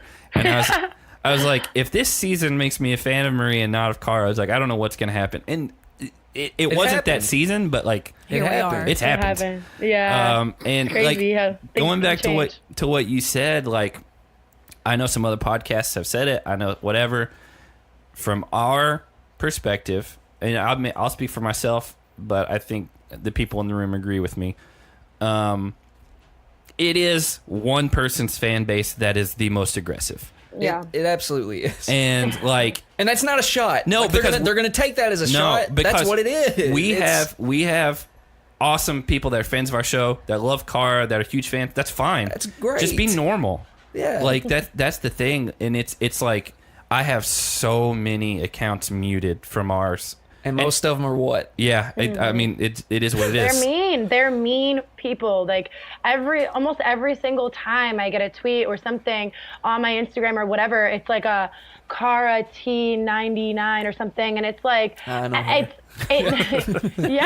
it's like it's mean shit. Like, it's not just game level stuff, it's not just show stuff, it's like personal to me, and it's like, why do you need to take a shot at my character or who I am outside of the show, when like you could just easily just keep it show related, and then I'll understand. You know, like hey, tell me that I suck, tell me that I suck at competitions, tell me that my elimination record sucks or whatever, and I could take that. But when you're coming at me personally and you don't even know me, that's when it's like, okay, come on. And that's what the difference between her fans are. I mean, listen, we try not to agitate people, but I think at the same time, you can't not agitate them. Yeah, that's true too. It's almost impossible. And even Johnny's stands are outrageous as well. And I like Johnny Bananas. I think he's great for the show. I do wish he'd take a season off just to see what happens. But I mean, when the whole thing with him and Devin went down, and he said that thing about Devin's dad when he died, I mean, people were personally coming and adding Devin on Twitter, saying that Johnny had every right to do that, and that they were defending it, saying it was the correct thing to do. And we had just interviewed Devin, I think, at that point. Yeah, that's a great point. I actually was just trying to think of banana fans, and I couldn't think of any, and then I realized, well, not in a mean way, but like I couldn't think of any that came to mind that have ever been mean to me. But yes, that was crazy, and that was super up, and there was a lot of people that were saying that to Devin. It was almost like 50-50 in the people that said it was wrong and people said it was totally fine what he said. Yeah, I mean, again, we're not trying to like derail this. Well, but let's just apologize real quick, Kailah, because just get ready. There's going to be a long Twitter thread about the 20 minutes we spent. No, we did not spend 20 minutes on that, but so I don't care. It was funny. Like, as soon as we announced like you were coming on, I was like, oh, hey, here's 3 accounts I can mute. And like the negative stuff we heard was like something in reference to Cara. Like everyone. I don't know. Crazy. Again, like the thing is, someone's like, "Oh, well, this will be real one-sided," and we're like, everyone we talk to, they're going to have one perspective. What other side is there? Yeah. One person. Like, can we talk about something more lighthearted? I mean, it was good. That was great. But let's get what about the hookups? Can we talk about those? Well, hold on. let me work backwards just a little bit. All right. Because we kind of jumped ahead to the Wes and Davon thing. I had just a quick note that just said Bear's funny. I think that was during around the time where Davon was like, I always said he was trash, and he's like, what did I do to deserve it? The whole are you not entertained, that was probably one of my favorite highlights of the season. Bear is good TV. He's great. Yeah. He is. He's great. He annoys a lot of people. Oh yeah. But he's super funny. All right, well let's get into the hookups. Well, the Cam and Leroy thing. Yeah. Because I think you have some. You were around, I think, for this. Yeah. I don't want to go like too far into it, but I'll tell you like. And just for our reference, we like Leroy. We interviewed Cam. We like Cam. We're impartial. We like everybody. Me too, and I'm about to say the same thing. I love both of them. Okay. I hang out with Leroy probably like once a week here, maybe more. And Cam is one of my really good friends, and just so happened that they were like, kind of a thing. So Cam hit me up and was like, hey, I'm gonna come out to Vegas. At first I thought she was staying with me, but then when she got here, she ended up staying with Leroy, and I was like, okay, cool, fine, whatever, I don't care. So we hung out and stuff, and then that day happened, and I actually feel like, was I with her? Oh no, I ditched her on accident. So I was supposed to do something with her that day, but I ended up not being able to, and so she went and hung out with the dude that they're talking about, and was this is TJ? all I know. No. True, she does know 3 people in Vegas. Yeah. No, but she went and hung out with that dude. From my knowledge and what I have gathered from the situation is that dude did not live in Vegas. He was a photographer that lived in Philly that she knew, and he just happened to be in town at the same time as her. And Leroy was at work, so when he came home from work, I think what sketched him out about the whole situation was that it was like, I remember when she was here, it was like 115, maybe more out. It was really hot here, because it was midsummer. Yeah. And so Leroy lives in like a townhome kind of community, so has like a gate in the front, and then whatever, you have like a little bit of a drive to get to his house. What's his address? So, yeah, I got you. I was kidding. So it sketched him out that she didn't tell him where she was or who she was with. He got home and she wasn't there. And instead of having the person drop her off at his place in front of the front door, the person dropped her off at the front gate, and she walked from the front gate to his house, which is a long walk when it's 115 degrees out. So that's what I have gathered, and that's why he was sketched out, and she was like, I would just hang out with a friend. And he's like, but why would he drop you off at the front? So that was like how that went down. And then he packed up all her bags, put them in her garage, she came over to my house, and then she left. That's the whole story.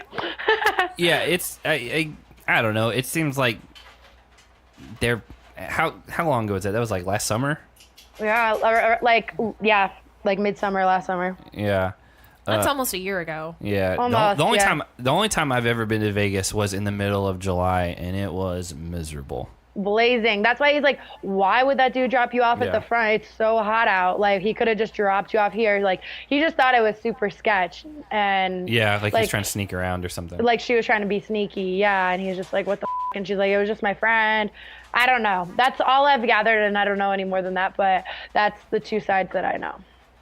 Yeah. I mean, it seemed a little strange that like it became such a big story, but again, we didn't know the backstory. Well, I mean, when we watched the reunion, was he crying night, at one point? I think he teared up because he was really upset because he really cared about her a lot. Yeah, if he didn't there, he mentioned that real tears came out for her just over time. Yeah. But his whole thing, the reason that he was upset was because she was being really sketchy. She wasn't really telling him anything, just said it was a friend, and he knew that she didn't really have any friends in Vegas other than him and Kailah and TJ. TJ. But he said the fact that this guy didn't drop her off at the door was rude. He didn't come to shake his hand or introduce himself to her, and so he said it was like an attack on Leroy. To me, what I got from it, again, I don't know the situation, was that like his perspective was if the guy doesn't even want to introduce himself, it's because he knows he's like sneaking around or something like that. I don't know. Yeah. That's how I felt for sure. Again, we weren't there. It's a weird situation. I don't remember if it's this episode or next one. A lot of Leroy was trying to explain himself, and he was like, hooking up with Cam was like the worst mistake, but I don't think he meant it in the way that it came out. He said he regretted sleeping with her. Yeah, because everyone like, whoa, and he was like, calm down. Yeah, well, I think the way he meant it was that he really cared for Cam.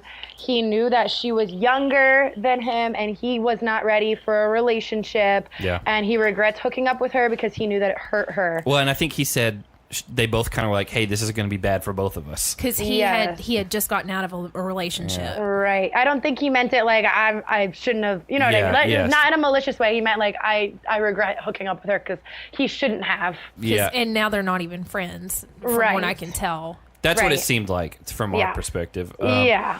Again, the rest of this part one, like we're still in part one. We had Bananas and Wes kind of go back and forth. Not much there. Played out. Yeah, I mean, we like Wes a lot, but at the same time, like, it wasn't anything we haven't seen before. Yeah, it's the same thing that's been going on for 15 years. Yeah, and then that's also like about the time where Zach got into that he didn't want to be there, which we kind of already have talked about. Yeah. It made Zahida cry, and that made my heart cry because I really like her. She seems very sweet. She seems like such a genuine, precious person. And for her to actually be brought to the point of tears, like my heart broke for her. I think in that moment, I feel like in that moment she realized that Zach was not exactly who she thought he was. Yeah. You know what I mean? Mm-hmm. Well, that was like the cliffhanger was, did you work with Wes this season? And that was because at that point a commercial came up, and that's when I wrote down, I was like, there are way too many commercials in this. And, yeah, there always are. But then, it goes into part two. that's when I found out, I guess Wes and Zach are friends, which I didn't really know that. I didn't know that either. Wes and Zach. Oh, I didn't really either. Yeah, they said it on the show, and I was like, I didn't know that one. Wouldn't have guessed that for sure. Me either. And then I feel like an unlikely pair, too, is Hunter and Wes. I know it's like off topic, but... that was... He just said he reached out to a bunch of people on Twitter, and Hunter was one that responded.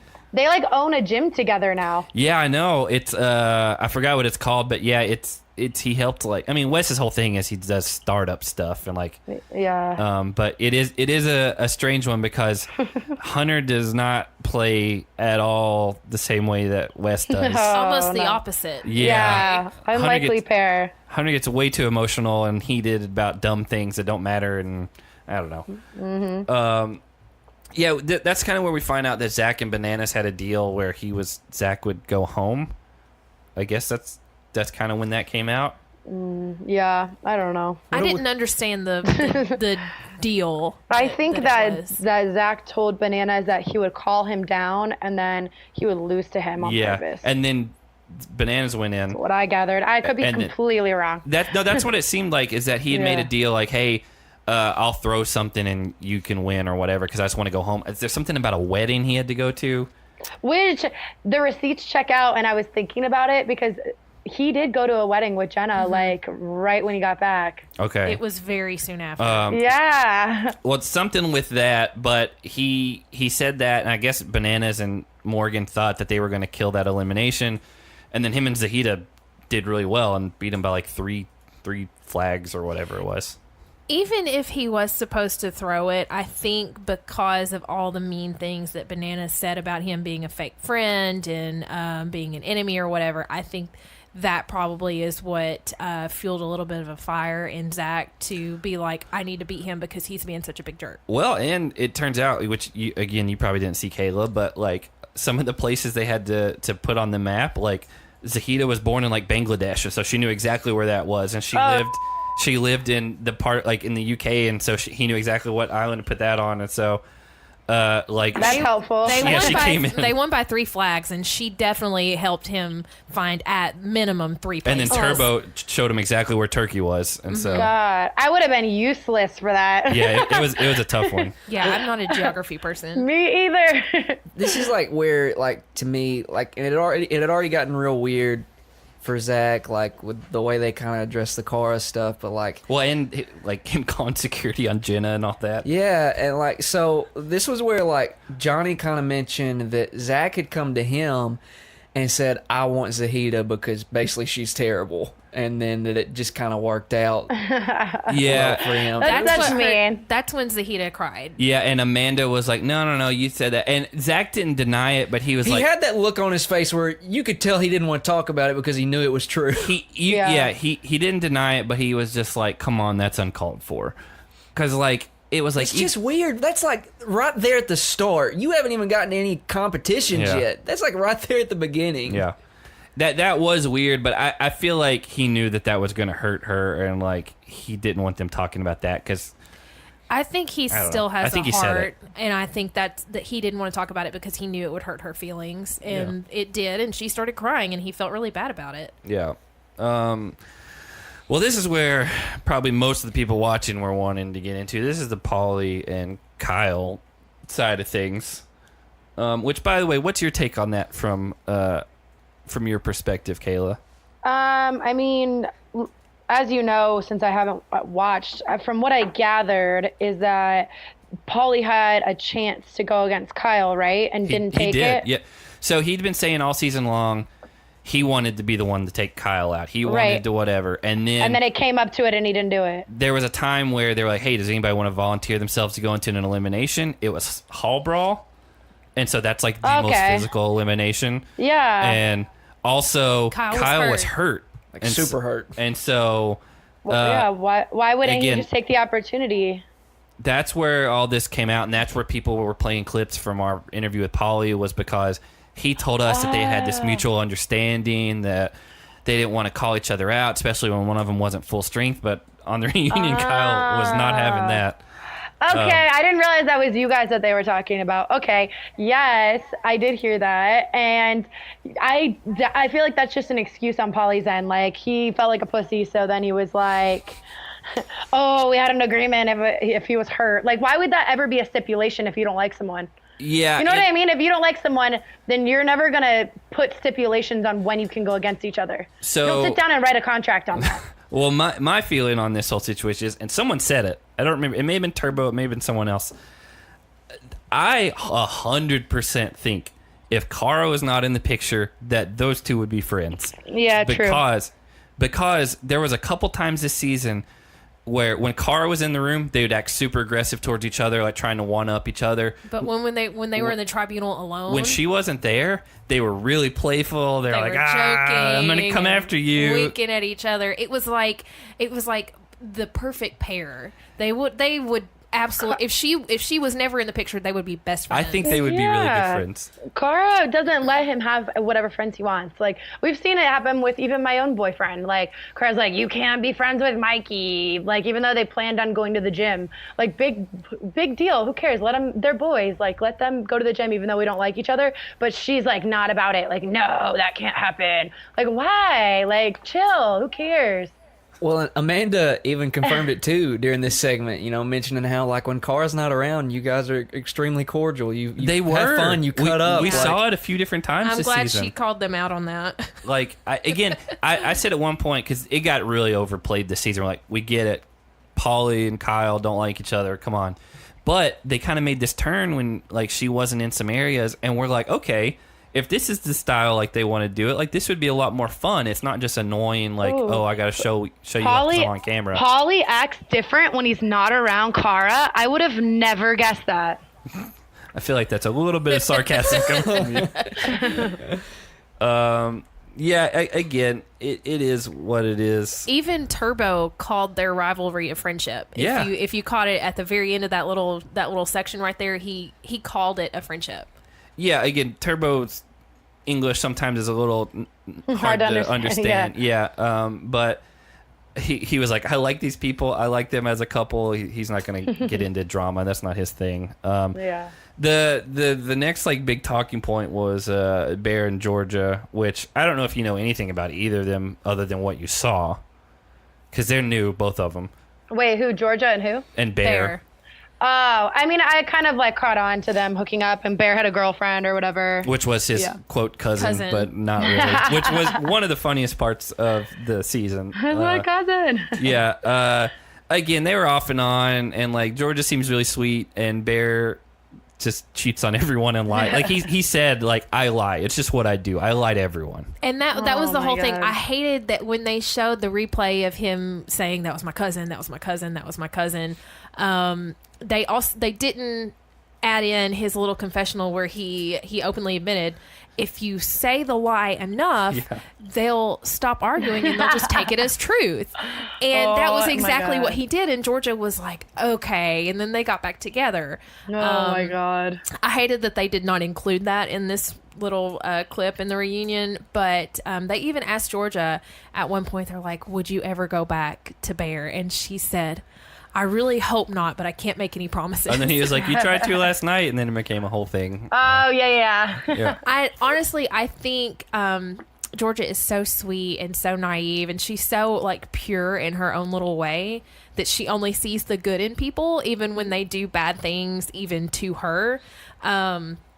And Bear, I do think that he really cares about Georgia. I think he really likes her, but he also has a hard time not liking other girls as well. He is a serial cheater and liar. He admits to it. I wrote down, I said, if Bear wasn't such a liar and serial cheater, he and Georgia would probably make the perfect pair.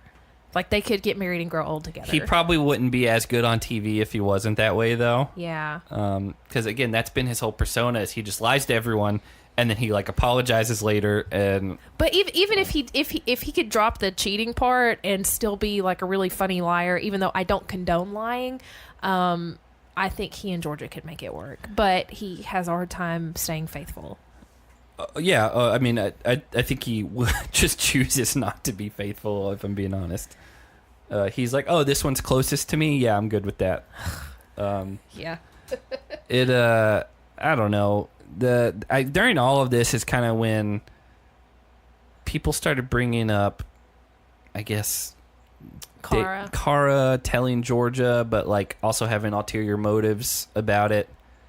Because she wanted to see it blow up. During all of this was kind of the time when I guess I don't remember who caught on. Davon caught on that they were talking in the room, and it was Bear's cousin, but it wasn't. So Cara was like, "Hey, I'm going to step up and let her know that she's being manipulated," but she was also like, "Hey, watch this. Bear's going to get in a lot of trouble." So it's kind of like a two-sided thing, like ulterior motives there. Well, Davon called out Cara saying that she did it for the wrong reasons, not to look out for Georgia, but just to see it for her own entertainment. But like, so Davon was like really coming at Cara. Like she stood up and started yelling, and like you could even hear over her yelling. I think it was the Miz that was like Davon, like trying to get a word in, but she would not stop. And this is one of those moments where I'm just not crazy about her, because she gets so into something that she can't hear when like the people that are in charge are trying to rein her in. So she's coming at Cara, but even Georgia spoke up. She's like, at least she told me, you just sat back and waited. And so, I don't know. I kind of saw both sides of that a little bit, because I do feel like Cara did do it in a malicious way. I think Cara did it because both and. Like it was, I can do this and also get this out of it. Like, right, 100%. And I feel like Davon was then like, oh, you could have done it in a different way. But then Georgia kind of stepped in and was like, well, if she wouldn't have done it any other way, I wouldn't have believed her. Like I wouldn't, right. You know what I mean? Like, yeah. And I kind of see all sides of that. Yeah. Yeah, it was. I don't know. This was kind of the point where like Cara's not edible.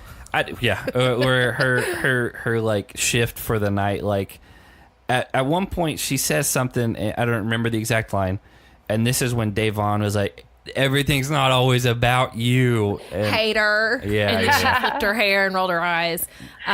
She said my morals are still intact, hater, and then did all that. She's great TV. Like I'm like very impartial. I feel like Davon and I have had our like whatever, like we didn't like each other for a while, and I feel like we're cool. But what I do have to say, she's great on the show. Yeah, it's that I don't know, that's been our overarching like problem with like the way that our take on Cara like the last two seasons was like she literally said at one point, where am I a victim? Like she's like, I don't play the victim, and that's always been our thing, is like, well, no, everything is a victim stance. Yeah. Well, this right about here in the reunion is when Cara starts acting very lethargic, like she's trying to go to sleep, because she had just stood up and yelled at Davon. There were two other people that were arguing, and it cut to Cara, and she's kind of like slumped up against Pauly with her eyes closed. To be fair, that could have been an edited reaction. Right, it could. And it could also no matter what, like you don't sit like that at a reunion. Yeah. That's just weird. It's just strange, you know? Like it's just her activity this reunion, whether she was on edibles or not. I mean, we're all adults here. Like it was strange behavior. And I don't know. I think it's really weird that she has preached being like a strong, independent woman this whole time. And then this reunion, she's just like hanging all over him the whole time and sitting with her eyes closed. I don't know. I just think it's very strange. Well, going back to like the people that were at the reunion, again, this is all their word, what happened. Mm-hmm. They said multiple times throughout the filming that she was like, I don't want to be here. I hate this show. I don't want to do this. I hate this reunion. This show. Where does all of her money come from? Yeah, and that was my thing. Is it was like, okay, I get at this point she wasn't confirmed for season 34, and she's filming a 12-hour thing. Then it's going to be a lot of people coming after her, but it's like this show is what made you. Yeah, I mean it is. None of us would know who you were. Even if she never got cast ever again, how much has she made already? Like, I mean, so much money. So for anyone in her position to say anything negative about MTV or the show, whether you're cast again or not cast again, is ridiculous. Yeah, and again, we weren't there, but that is what was said about people who were at the reunion. Just don't bite the hand that feeds you. Right. Yeah, again, it's just weird. Because you might not get fed again. Right.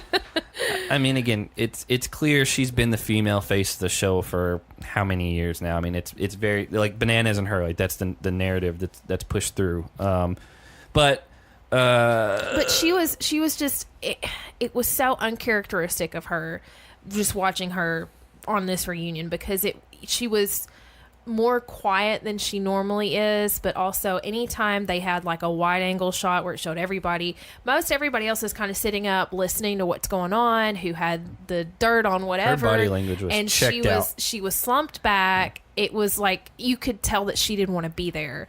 And then it got to the point where Amanda called Cara out for saying that she sucked, and anybody that believed anything she said was an idiot. And Amanda asked her, she's like, why is that? Why do you say that? She said, what did I lie about? And then Cara's like, well, you didn't lie. And I was like, what? Yeah. And so like the whole, like, she couldn't even form a sentence as to why she said that. You know who would have wanted to be there? Who? Shailene. You know what? Yeah. Well, but here's the whole thing. Like, Amanda's asking her, she's like, why did you say this? Why do you think I suck? Why am I so awful? And Cara, and it's not, she was just not herself tonight.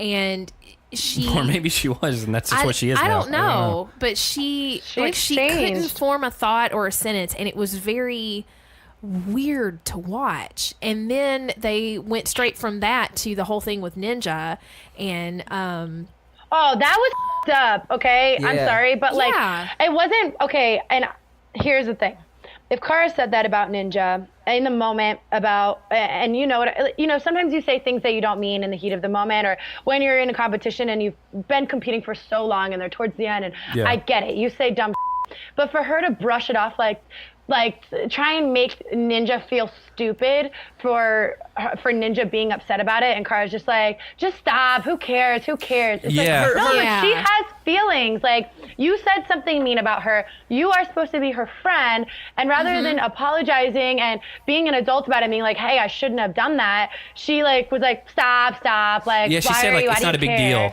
Well, her not a big deal, but it is a big deal. It is, because that's her feelings. Yeah. And she continued to make light of it, because the statement she made was that it was something along the lines of, I've been called worse by better people or something, which was so degrading. It was just like... That does not mean anything. Just because somebody calls you something doesn't mean you call somebody else something. Yeah, and that doesn't make it better that you just hurt her feelings. Like, I did not understand what she didn't get about it. And if the roles were reversed and something like that were to happen to Cara, if one of us was to sit there and be like, she's so annoying, and that was her friend, say it was her and Camilla said something like that about Cara or whatever, or Natalie. Like, can you imagine how upset Cara would be? She would be like in hysterics about it, like so upset. And for her to she was like laying on Polly's lap at this point, which I thought was weird in itself. Yeah. And then to be like, just forget it. Like, who cares? Like, she cares. Apparently, like, do you not, like, I don't know. The weird thing is, so again, we watched this whole season very religiously. We take notes and everything. Up until the point of that final, like, this came out of nowhere. Yeah. Like, she had not talked bad about Ninja. She had not, and then it's just like it had been building up, and then it just like blew through, and it was like multiple times during the final she started saying that, and we talked about it. We're like, where did this come from? It came out of left field, because up until that point we thought that they were cool. Well, and Ninja was partners with Polly the whole season. Yeah, and it made no sense, because when it happened, and that part of the final was shown, we watched it almost live, and we're like, what on earth? Why is she saying this? And it's so crazy how she's been like burning every single one of her bridges that she comes across. Like, I'm not saying that her bridge with Natalie is 100% burned, because I don't know what's going to happen in the future. But like, why would you treat someone who everyone thinks is a strong competitor, and that Cara was friends with, like, why would you treat them like that? I don't understand, when she doesn't really have many other people going on for her right now, like, why not hold on to the good things that you have? But that's why, like, to me, like, because it's really been a product of the last 3 seasons. It wasn't just this season, but that's why watching her during the reunion, like, I wasn't surprised by it at all. I was like, no, this is kind of what she is now. Yeah, it seems kind of on par. And that sucks. But, like, it's weird. They showed Ninja... Like, they had, like, a little close-up of her while they were showing that clip. She's and crying. Her whole face just, it was, like, shock, and it fell, and you could almost see that her heart just dropped to her gut. She was wiping away tears out of her, like, the corner of her eye. So she tried, talking to Cara about it, asking why she said that. And when Cara's brushing it off, like, you could tell Ninja was, Natalie was crying. Yeah. And to brush it off and still have no apology, that's not okay. And that was weird. That was a weird way to handle that. I don't know. That was super strange. I mean, even if you don't think it's a big deal to say something like that about somebody, obviously it means something to them. So just say, I'm sorry, I wasn't in the right mind. It was in the final, whatever. But at least say that you're sorry and then try to move on from it. Yeah, 100%. Yeah, it was strange. One thing we did kind of skip over they did this like montage of like hookups, and that they didn't really show much, or they didn't give enough airtime to, or whatever.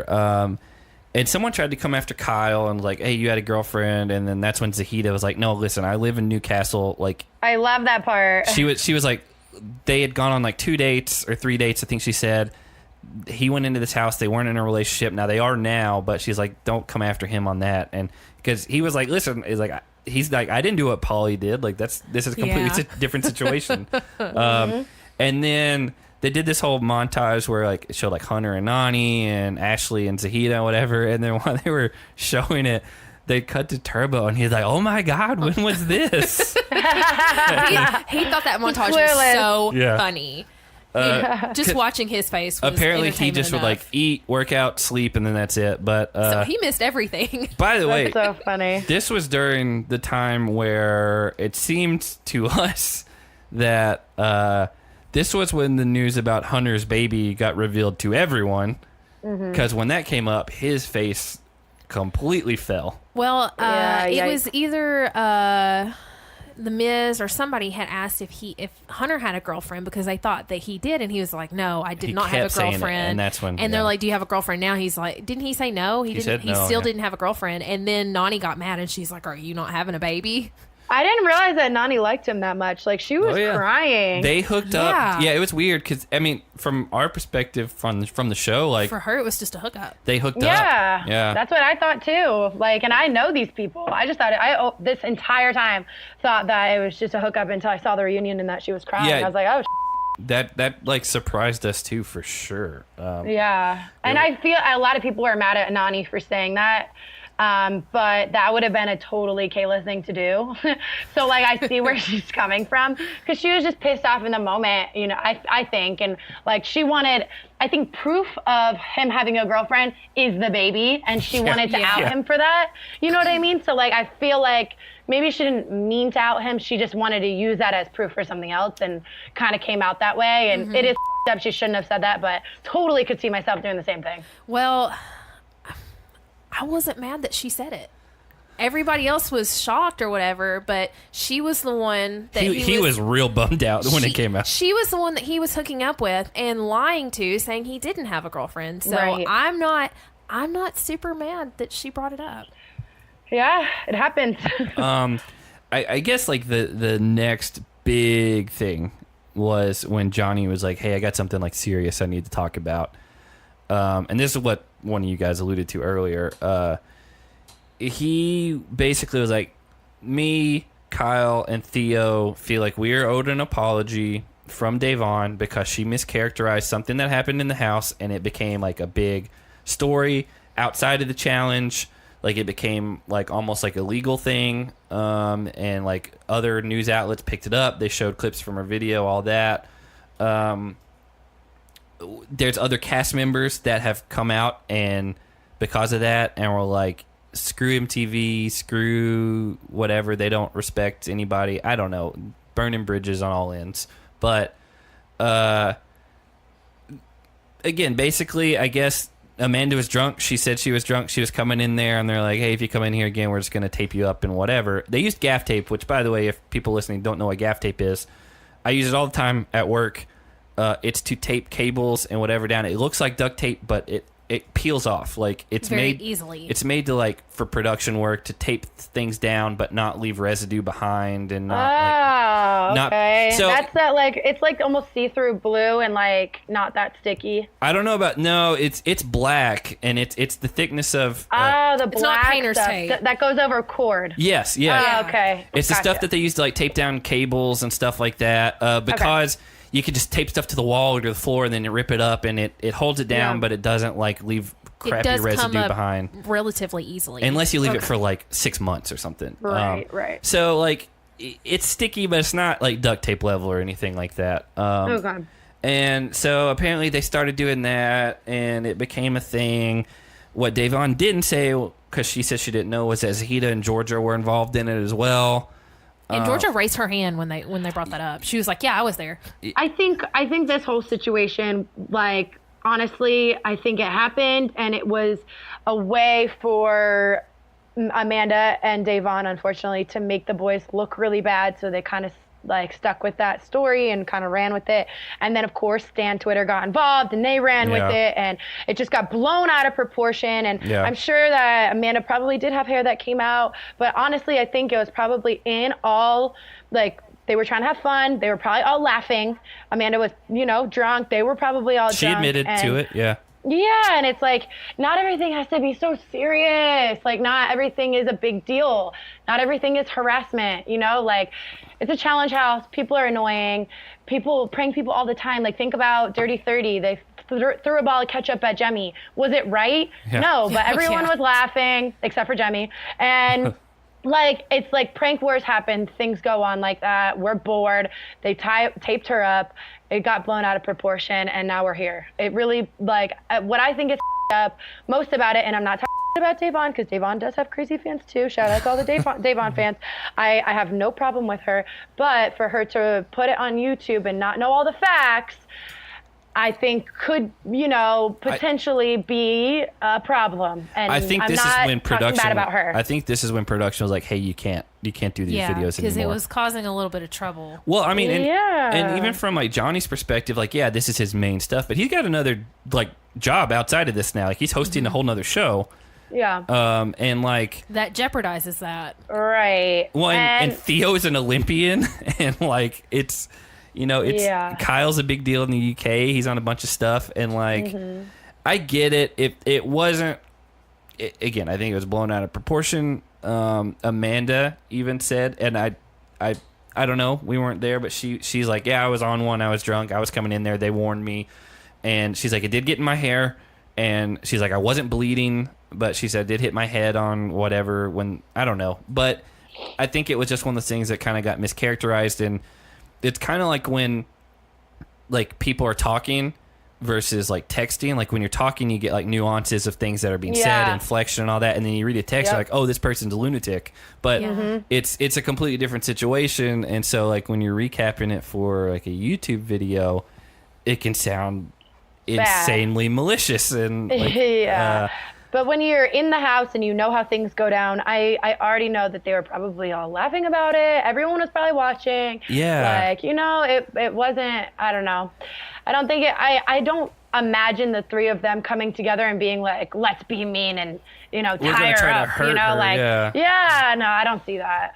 Yeah, it was just weird, and the fact that Georgia and Zahida were just kind of like left out of it, even though they were apparently involved. Right, and they were involved in it too. Like, so were they trying to hurt her too? Like, I don't know. I just feel like we didn't get all the facts. And I know some production was like saying like, I mean, not some production, some cast, like past cast were like, MTV's hiding the footage, show it and release it for everyone. Like, I don't know. It's a weird situation, and I mean, although I do think that if Amanda did feel like she was like, assaulted or whatever, that if she asked MTV for the footage, that they should have let her watch it. They said she did watch it.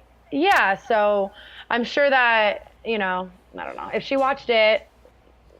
Yeah, they said, I think the Miz said Amanda's the only one that's seen the footage back. And I think that's good of MTV. Like, if she felt like she didn't know what happened while she was drunk, she has every right to see that footage. I do agree with that. Yeah.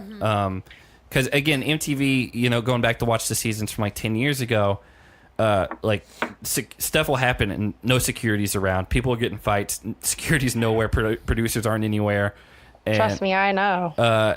Yeah, again, you kind of got shut down. I was a victim of that. Yeah. But like, back then there was a whole other abuse thing that got settled out of court, which no one can talk about because it's all non-disclosures. But since then, production is way more involved, security is way more involved, and so I do think it was good that if Amanda felt like she needed to see something back, she got to watch it. But on that note, I don't think that assault is a good thing, and I think that everyone should be held accountable.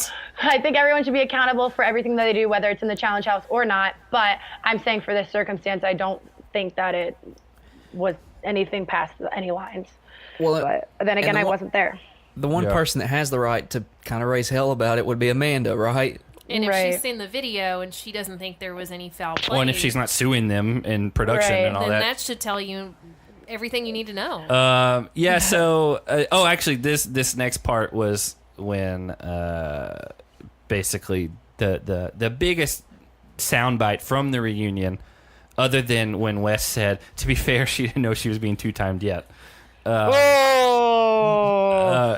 was when Dave Vaughn was I feel like everyone paused too before they realized what he had said on stage. They all were like, "Wait, what?" And then they're like, "Oh." Yeah. It was like a slow burn. That was when the whole Dave Vaughn thing was like, "Everything's not about you, clown." And when her and Carr were getting into it again, which somehow, how did she even get involved in that? Because this was during the Dave Vaughn thing where it was about Bumble and Jenna, and because Cara was trying to compare, because they had jumped on Cara not too long ago about the whole trying to make a scene out of the bear cousin thing. And so she was, making it about her, she was trying to get a response out of Dave Vaughn to say what if it was me, know, and so that's when she said Dave Vaughn backed Zach up, saying it was in a joking way, it was not in hey, I'm cheating on Jenna, check this out. Because if he was, he would not brag about that to Dave Vaughn or Amanda. He'd be really dumb too. Yeah. I don't know that situation. It does seem like a weird thing to have a Bumble account or Tinder or whatever, but who knows? It's a dumb thing, but Dave Vaughn did back him up for whatever that's worth.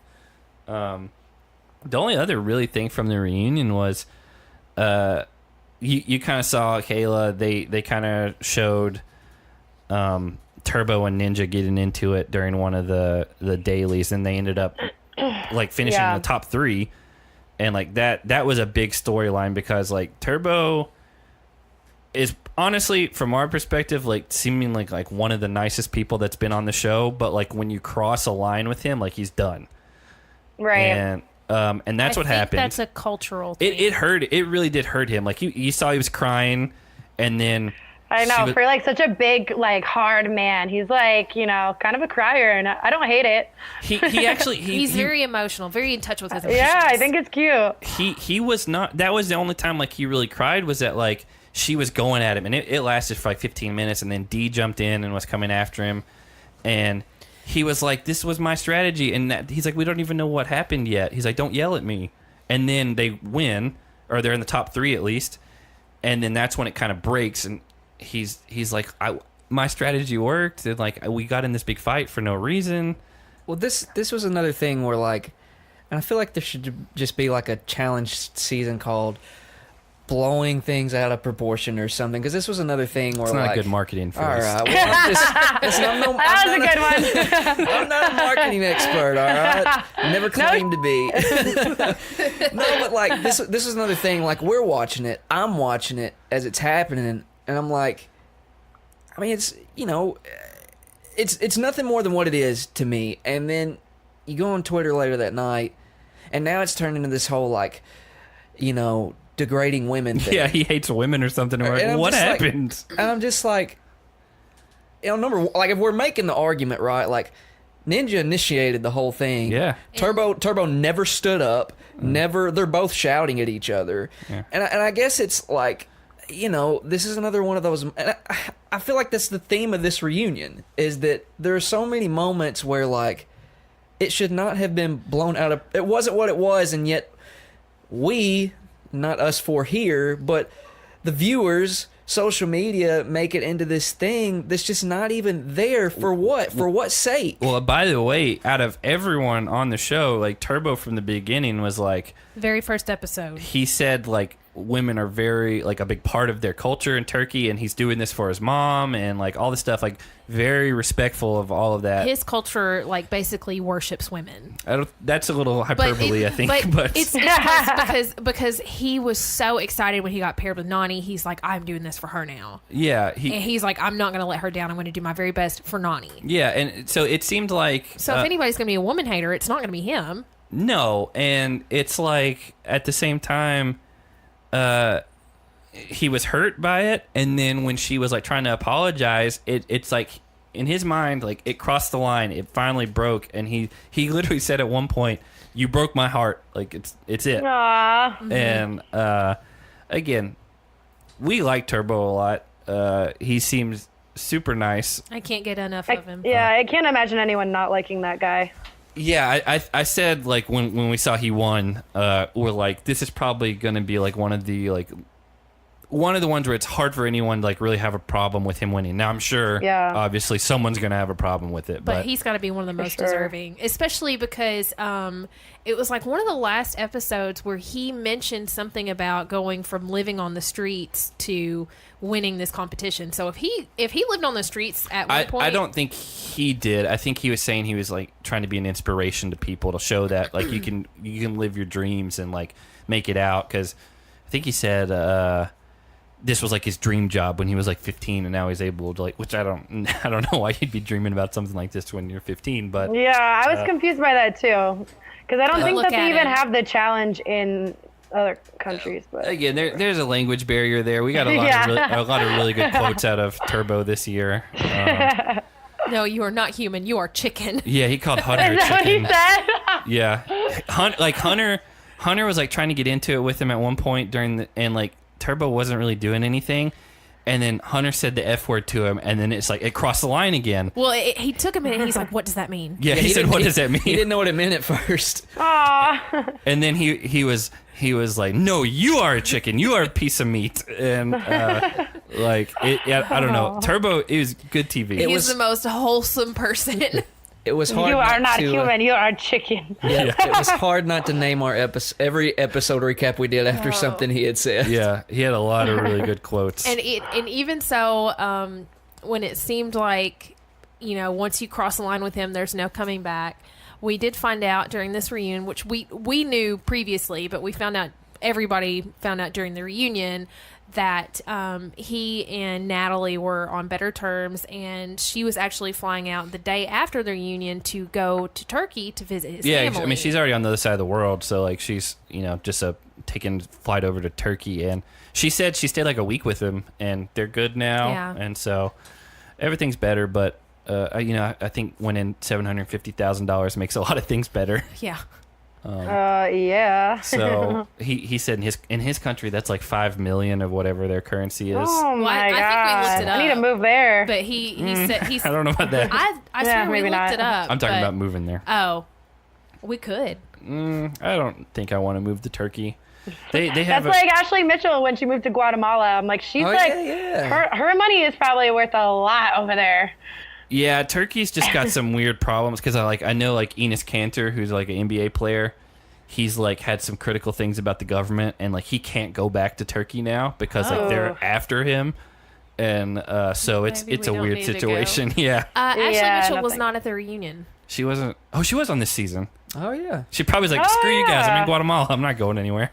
That's right. I forgot that she was on the season. Once I noticed that she wasn't there, she went home day one. Shailene wasn't there. There were a lot of people that weren't there, and so I was thinking maybe only the people that made it so far in the show were invited to come back, other than like obviously Johnny Bananas. Bananas and his girl. I mean, no, that logic doesn't work out because Leroy was there. And Leroy. I think they just were like people who didn't have good storylines or don't want to come. Like, who cares? Like, I don't know. It was a long reunion, way too long, to be honest. I'm glad it wasn't 2 weeks, to be fair, because I didn't want to stretch that out any more than what it was. But I don't know. Looking back from your perspective, do you feel like this was a season you would have wanted to be on, or like it? To be honest, like it's the hardest final I think we've ever seen. I wouldn't have wanted to do that final, but I would have wanted the uniforms because they had really cute uniforms. Yeah, they were like camo. Yeah. And they got like really cool camo backpacks and stuff, and I'm like, damn, I got all this stuff. I think it was Marie told us that like, when they started like. Years ago, Under Armour used to sponsor everything. She's like, now people just buy their own Under Armour stuff and bring it in, and it's like not as supplied as what it used to be. We get like, so when you show up, they give you a duffel bag full of Under Armour stuff, but not all of it's like good stuff. It's like stuff that you wouldn't really want to wear. But yeah, in the time that I've even been on the show, it's gotten less and less. Like when I was on Invasion, I got a bag full of really cute. And then the last season that I did, I got like half the amount of items, and it wasn't anything great. But yeah, I usually before the seasons, I'll go to Under Armour and stock up on a bunch of stuff because I know that I'm able to wear it. Yeah, I was about to say, because like anything else, they're not going to let you wear because they're sponsored by Under Armour, right? Right. And like for logos, they're just like not cleared, you know? Yep. So if you like say, I mean, there's certain things you can still wear, like Vans. They don't really have like a Vans logo on them. They just have that weird like squiggly stripe, so like you can wear those, you know. But if it has, like, that's where gaff tape comes in a lot. They cover up logos. Yeah, on a Converse, you can wear Converse, but you have to have gaff tape on the logos and stuff. Yeah, I figured that's what it was they were, doing little things like that. Speaking of invasions, I don't think we can get you out of here without you first came into our lives as the girl who peed the bed. Oh no. Yeah, dude, I know. And trust me, I'll never live it down. Yeah, I mean, it is what it is. Like, it happened.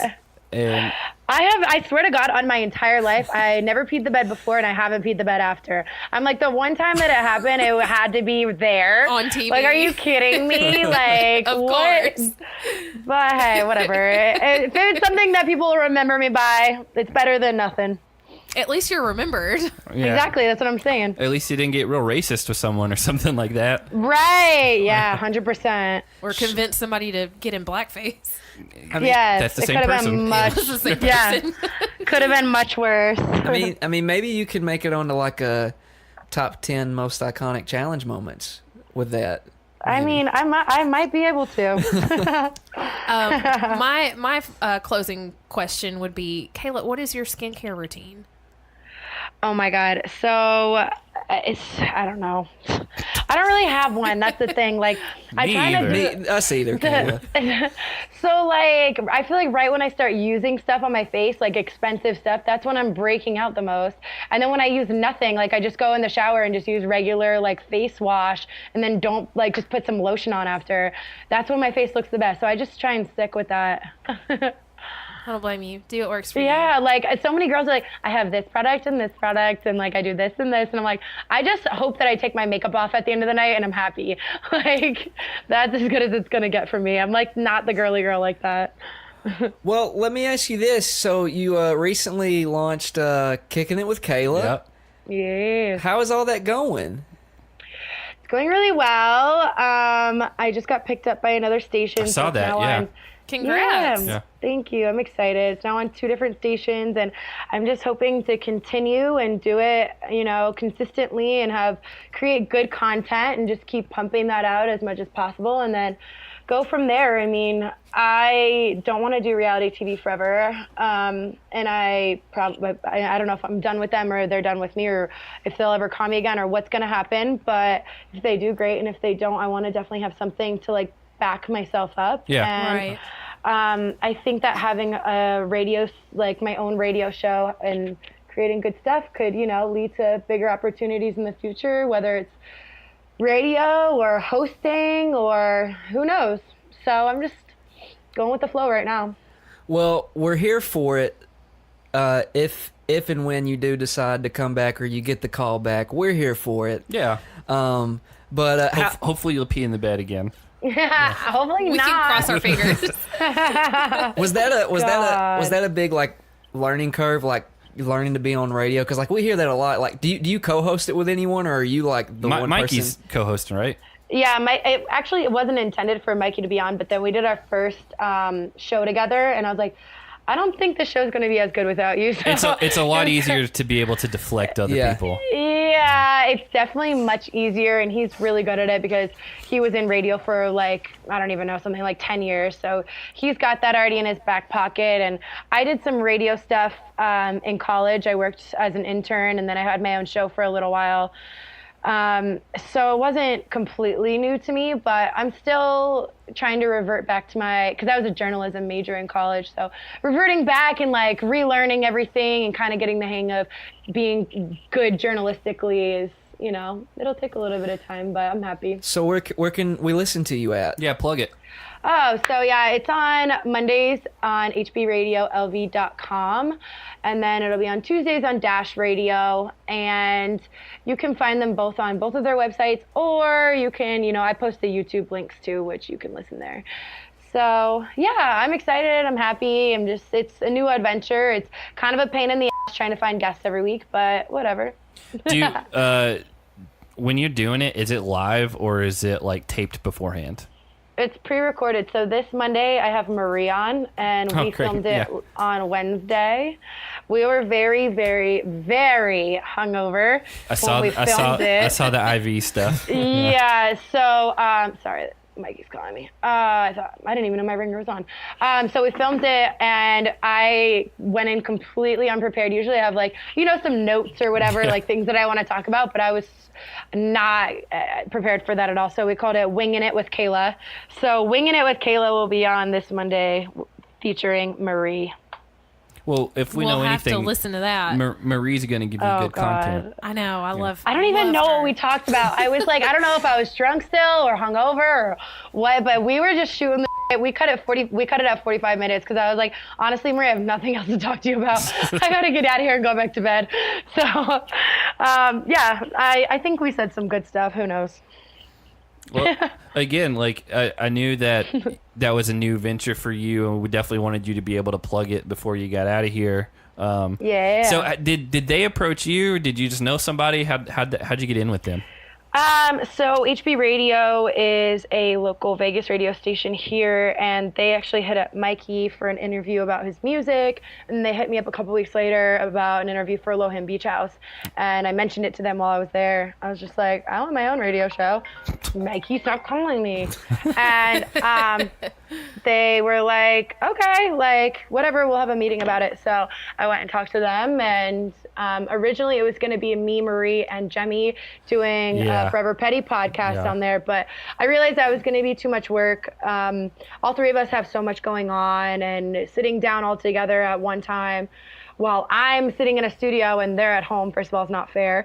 And second of all, it just would have been too much with our time schedule. So I made the executive decision to just do it on my own, and they're more than welcome to come on whenever they want. But I think it'll be better for me and my future just having my own radio show anyway. Yeah, again, you guys are all in 3 different cities, like that's in time zones and all that. That's pain in the ass. Yeah, it would have just been a mess. So. Yeah, we kind of run into that because we're just we're in Central Time. Most of the people we talk to are kind of where you're at, where it's Pacific Time. Every once in a while it'll be Eastern or something like that. So just scheduling, it's not fun. It's hard enough to get us 3 together, and 2 of us live in the same house, and so I definitely understand that. But again, we definitely appreciate you watching the reunion to come on here. Yeah. I know that wasn't the easiest, but 2, spending your time with us. Thank you. I thought about watching the reunion. Like when I was midway, I was like, should I just pause it and watch the rest later? And I was like, that's never going to happen. I need to make myself stay here. You wouldn't go back to it. Definitely not. So you got to make myself stay here to get this over with. Yeah, we would have been asking stuff and be like, yeah, that sounds right. Sure. So doing that and then coming on with us, you're one that we wanted to have on for a while. I think you first checked us out because I told you that my dog, I changed her name to Potato instead of Topanga. Yeah, I remember that. And now she pees on the floor everywhere. Yeah. Well, not because of that. I it has nothing. I absolutely think it was psychological. It has nothing to do with that. But yeah, again, we appreciate you coming on. You got anything else you need to plug? You want to plug Mikey's stuff? You know, it's up to you. Nah, I'm good. Okay. Well, again, thanks for coming on with us and suffering through 2 hours of a reunion. Yeah, thank you guys so much for having me. It was a lot of fun. No problem. See you, Kailah. I'll be posting all of this. Just send me the links or whatever. Yeah, for sure. We will. Cool. Thank you. Alrighty. Bye, guys.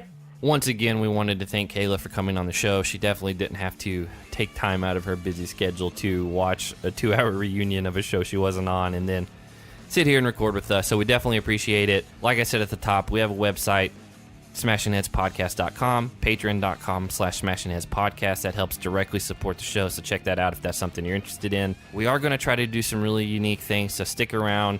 We'll have some plans coming soon on that. Check our social media for updates on anything like that. But beyond that, we'll see you guys soon.